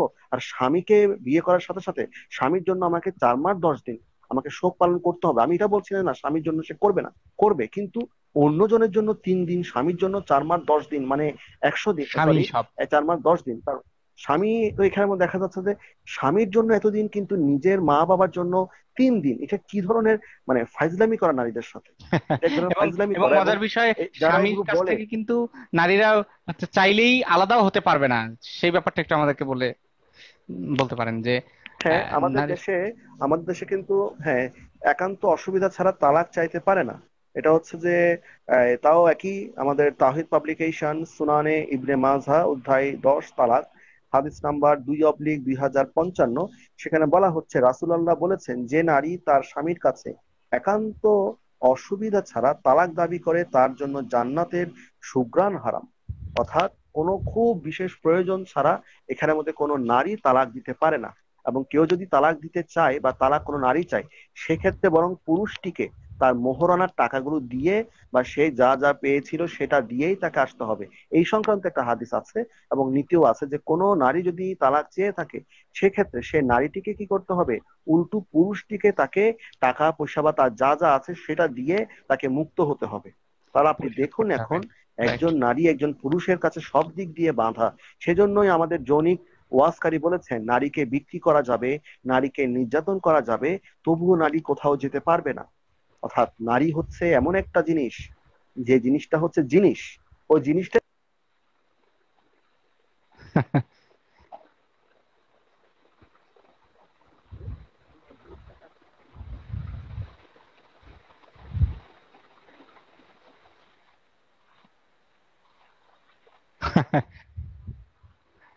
ঠিক তাই। এবং দেখুন এবং সে আরেকটি। কারণে আমরা এটাই দেখি যে জি বলুন। প্রতিটা না, হ্যাঁ, হ্যাঁ বলেন।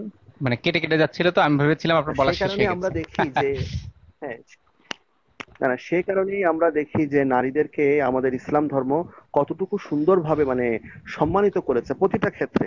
এবং এটাই হচ্ছে আমাদের ইসলামী আইন, এটাই হচ্ছে আমাদের শরিয়া আইন, এটাই হচ্ছে আমাদের নবীর সুন্নাহ।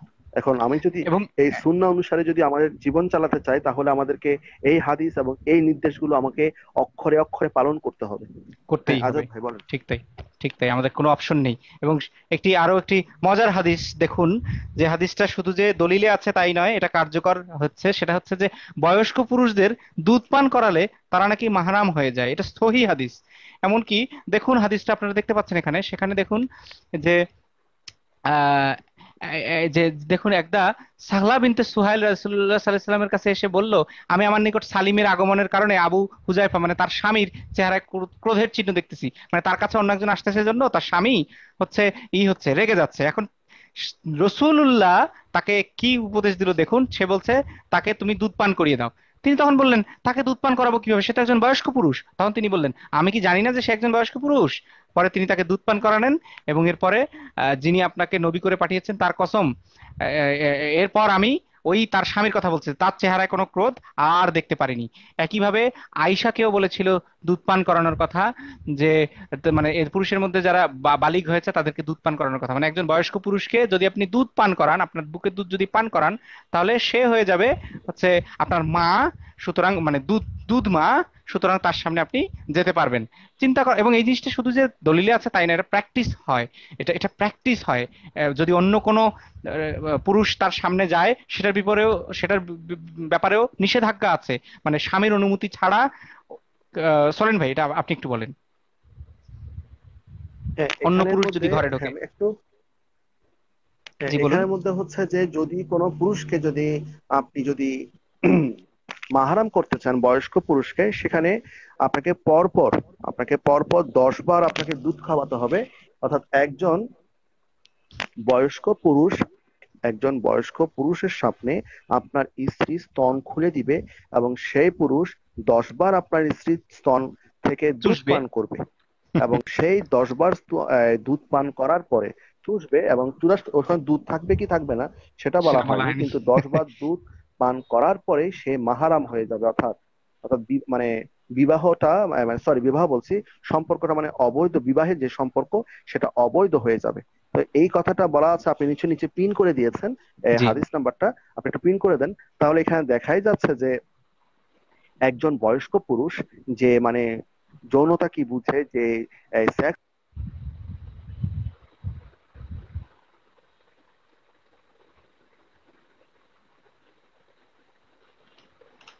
সোরেন ভাই, আপনি কি শুনতে পাচ্ছেন আমার কথা? আপনার কথা আটকে গেছে। আমি পিন করে দিয়েছি। ওই যে বয়স্ক পুরুষের দুধ পানের হাদিসটা আবারও পিন করে দিয়েছি। সোরেন ভাই, আপনার কথা আটকে গেছে। সোরেন ভাই, সোরেন ভাই, আপনার কথা আটকে গেছে। আচ্ছা, আমি যেটা বলছি, আচ্ছা ওনার লাইনটা কেটে গেল, আমি ওনাকে আবারও যুক্ত করছি। যেটা আমি বলছিলাম যে স্বামীর অনুমতি ছাড়া স্ত্রী নফল রোজা রাখতে পারবে না। এবং মানে স্বামীর পারমিশন ছাড়া স্ত্রী ঘরে কাউকে প্রবেশের অনুমতি দিতে পারবে না। কারণ হচ্ছে স্বামী হচ্ছে স্ত্রীর মালিক। হ্যাঁ, সেই কারণে তার ঘরে ঢুকতে দিতে হলেও স্ত্রীকে স্বামীর কাছ থেকে পারমিশন আগে নিতে হবে, তারপরে। দেখুন হাদিসটি পড়ুন, স্বামীর উপস্থিতিতে কোনো স্ত্রী তার অনুমতি ছাড়া কোনো নফল রোজা রাখতে পারবে না। আর তার বিনা অনুমতিতে কোনো আত্মীয় পুরুষ বা মহিলাকেও তার ঘরে ঢোকার অনুমতি দিতে পারবেন না। আচ্ছা, দেখি সোরেন আলেকজান্ডার ভাইকে আমি পাই কিনা। সোরেন ভাই।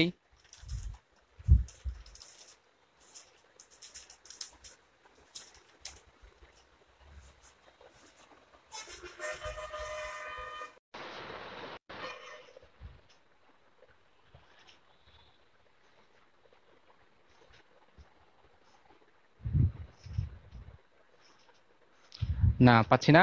আমরা আমরা আমরা আমরা একটা কাজ করি, সেটা হচ্ছে এমনিতেও আজকে ভিডিওটা অনেক বড় হয়েছে, এখানে প্রায় 2 ঘন্টার মতো হয়ে গেছে। হাদিস এখনো অনেকগুলো বাকি আছে। আমরা বলেছিলাম যে প্রায় প্রায় আধা ডজন, সরি, 4 ডজনের মতো হাদিস আপনাদের পড়ে শোনাবো। এর মধ্যে বোধহয় সর্বোচ্চ 2 ডজনের মতো বলা হয়েছে, আরো 2 ডজনের মতো বাকি আছে। তাই ভালো হয় আমরা পর্ব 3 করলে। আপনারা কি বলেন, মতামত কি দেন আপনারা? আমরা হচ্ছে পর্ব 3 করি। আমি আমি মোহাম্মদ বিশ্বাস মানে সরোরিন ভাইকেও অ্যাড করায়, সেটাই বলতেন আমাকে।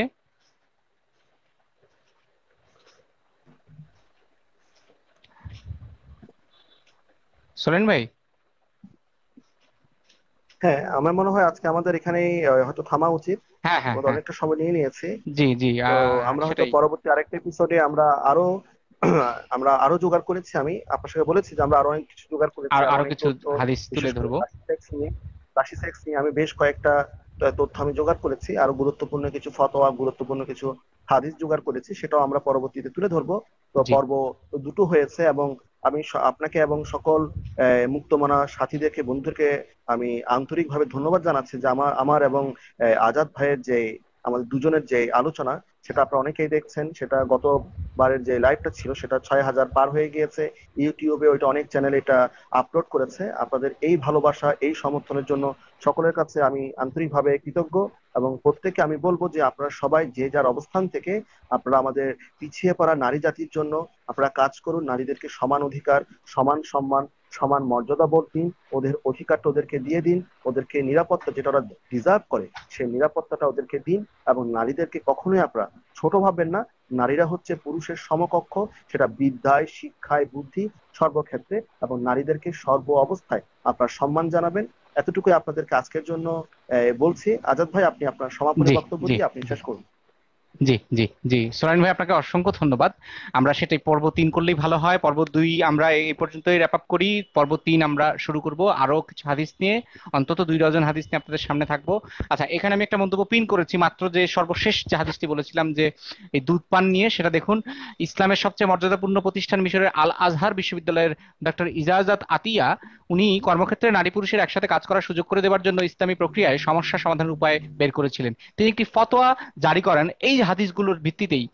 তিনি এই ফতোয়াটা জারি করেছিলেন, সেটাতে ছিল হচ্ছে, উনি বলেছিলেন একটি পুরুষ সহকর্মীকে কর্মীকে অন্তত 5 বার সরাসরি বুক স্তন থেকে দুধ খেতে দেয়, তাহলে পারিবারিক বন্ধন প্রতিষ্ঠা হবে এবং একসাথে কাজ করার অনুমতি পাবে। এক্ষেত্রে পূর্ণবয়স্ক ব্যক্তিকে স্তন খাওয়ানো হলে তার সাথে দেখা করার পথে এর বাধা দূর করে দেয়, তিনি দাবি করেন, এভাবে তিনি দাবি করেছিলেন। এবং কর্মক্ষেত্রে একজন নারী যাকে দুধ খাইয়েছে তার সামনে ঘোমটা খুলে বা চুল দৃশ্যমান রেখে কাজ করতে পারে। যদিও কিছু মুসলমানের জন্য এই ফতোয়া নিয়ে কোনো সমস্যাই ছিল না, কারণ এই ফতোয়াটি খাঁটি হাদিসের উপর ভিত্তি করে জারি করা হয়েছিল। তবে মিশরে এবং আরব বিশ্ব জুড়ে এই ফতোয়ার বিরুদ্ধে তুমুল বিরোধিতা ছড়িয়ে পড়ার পরে ডক্টর ইজ্জাত আতিয়া তিনি এই ফতোয়াটা প্রত্যাহার করে নিতে বাধ্য হয়েছিলেন। এভাবেই যুগে যুগে এসব বর্বর, হাস্যকর, ভয়ানক, হচ্ছে বৈষম্যমূলক এসব নিয়ম কানুন এভাবেই যুগে যুগে বিদায় হবে। আমরাও সেটাই চাই। পৃথিবীতে ভালোবাসা এবং সমতা প্রতিষ্ঠিত হোক। সেফুদা শেষ মুহূর্তে আমাদের সেফুদা চলে এসেছেন, হাই দাদা বলছেন। তো সোনান ভাই, আজকে আমরা এখানেই বিদায় নিচ্ছি। সেফুদার সাথে পরের দিন না হয় দেখা হবে, কথা হবে।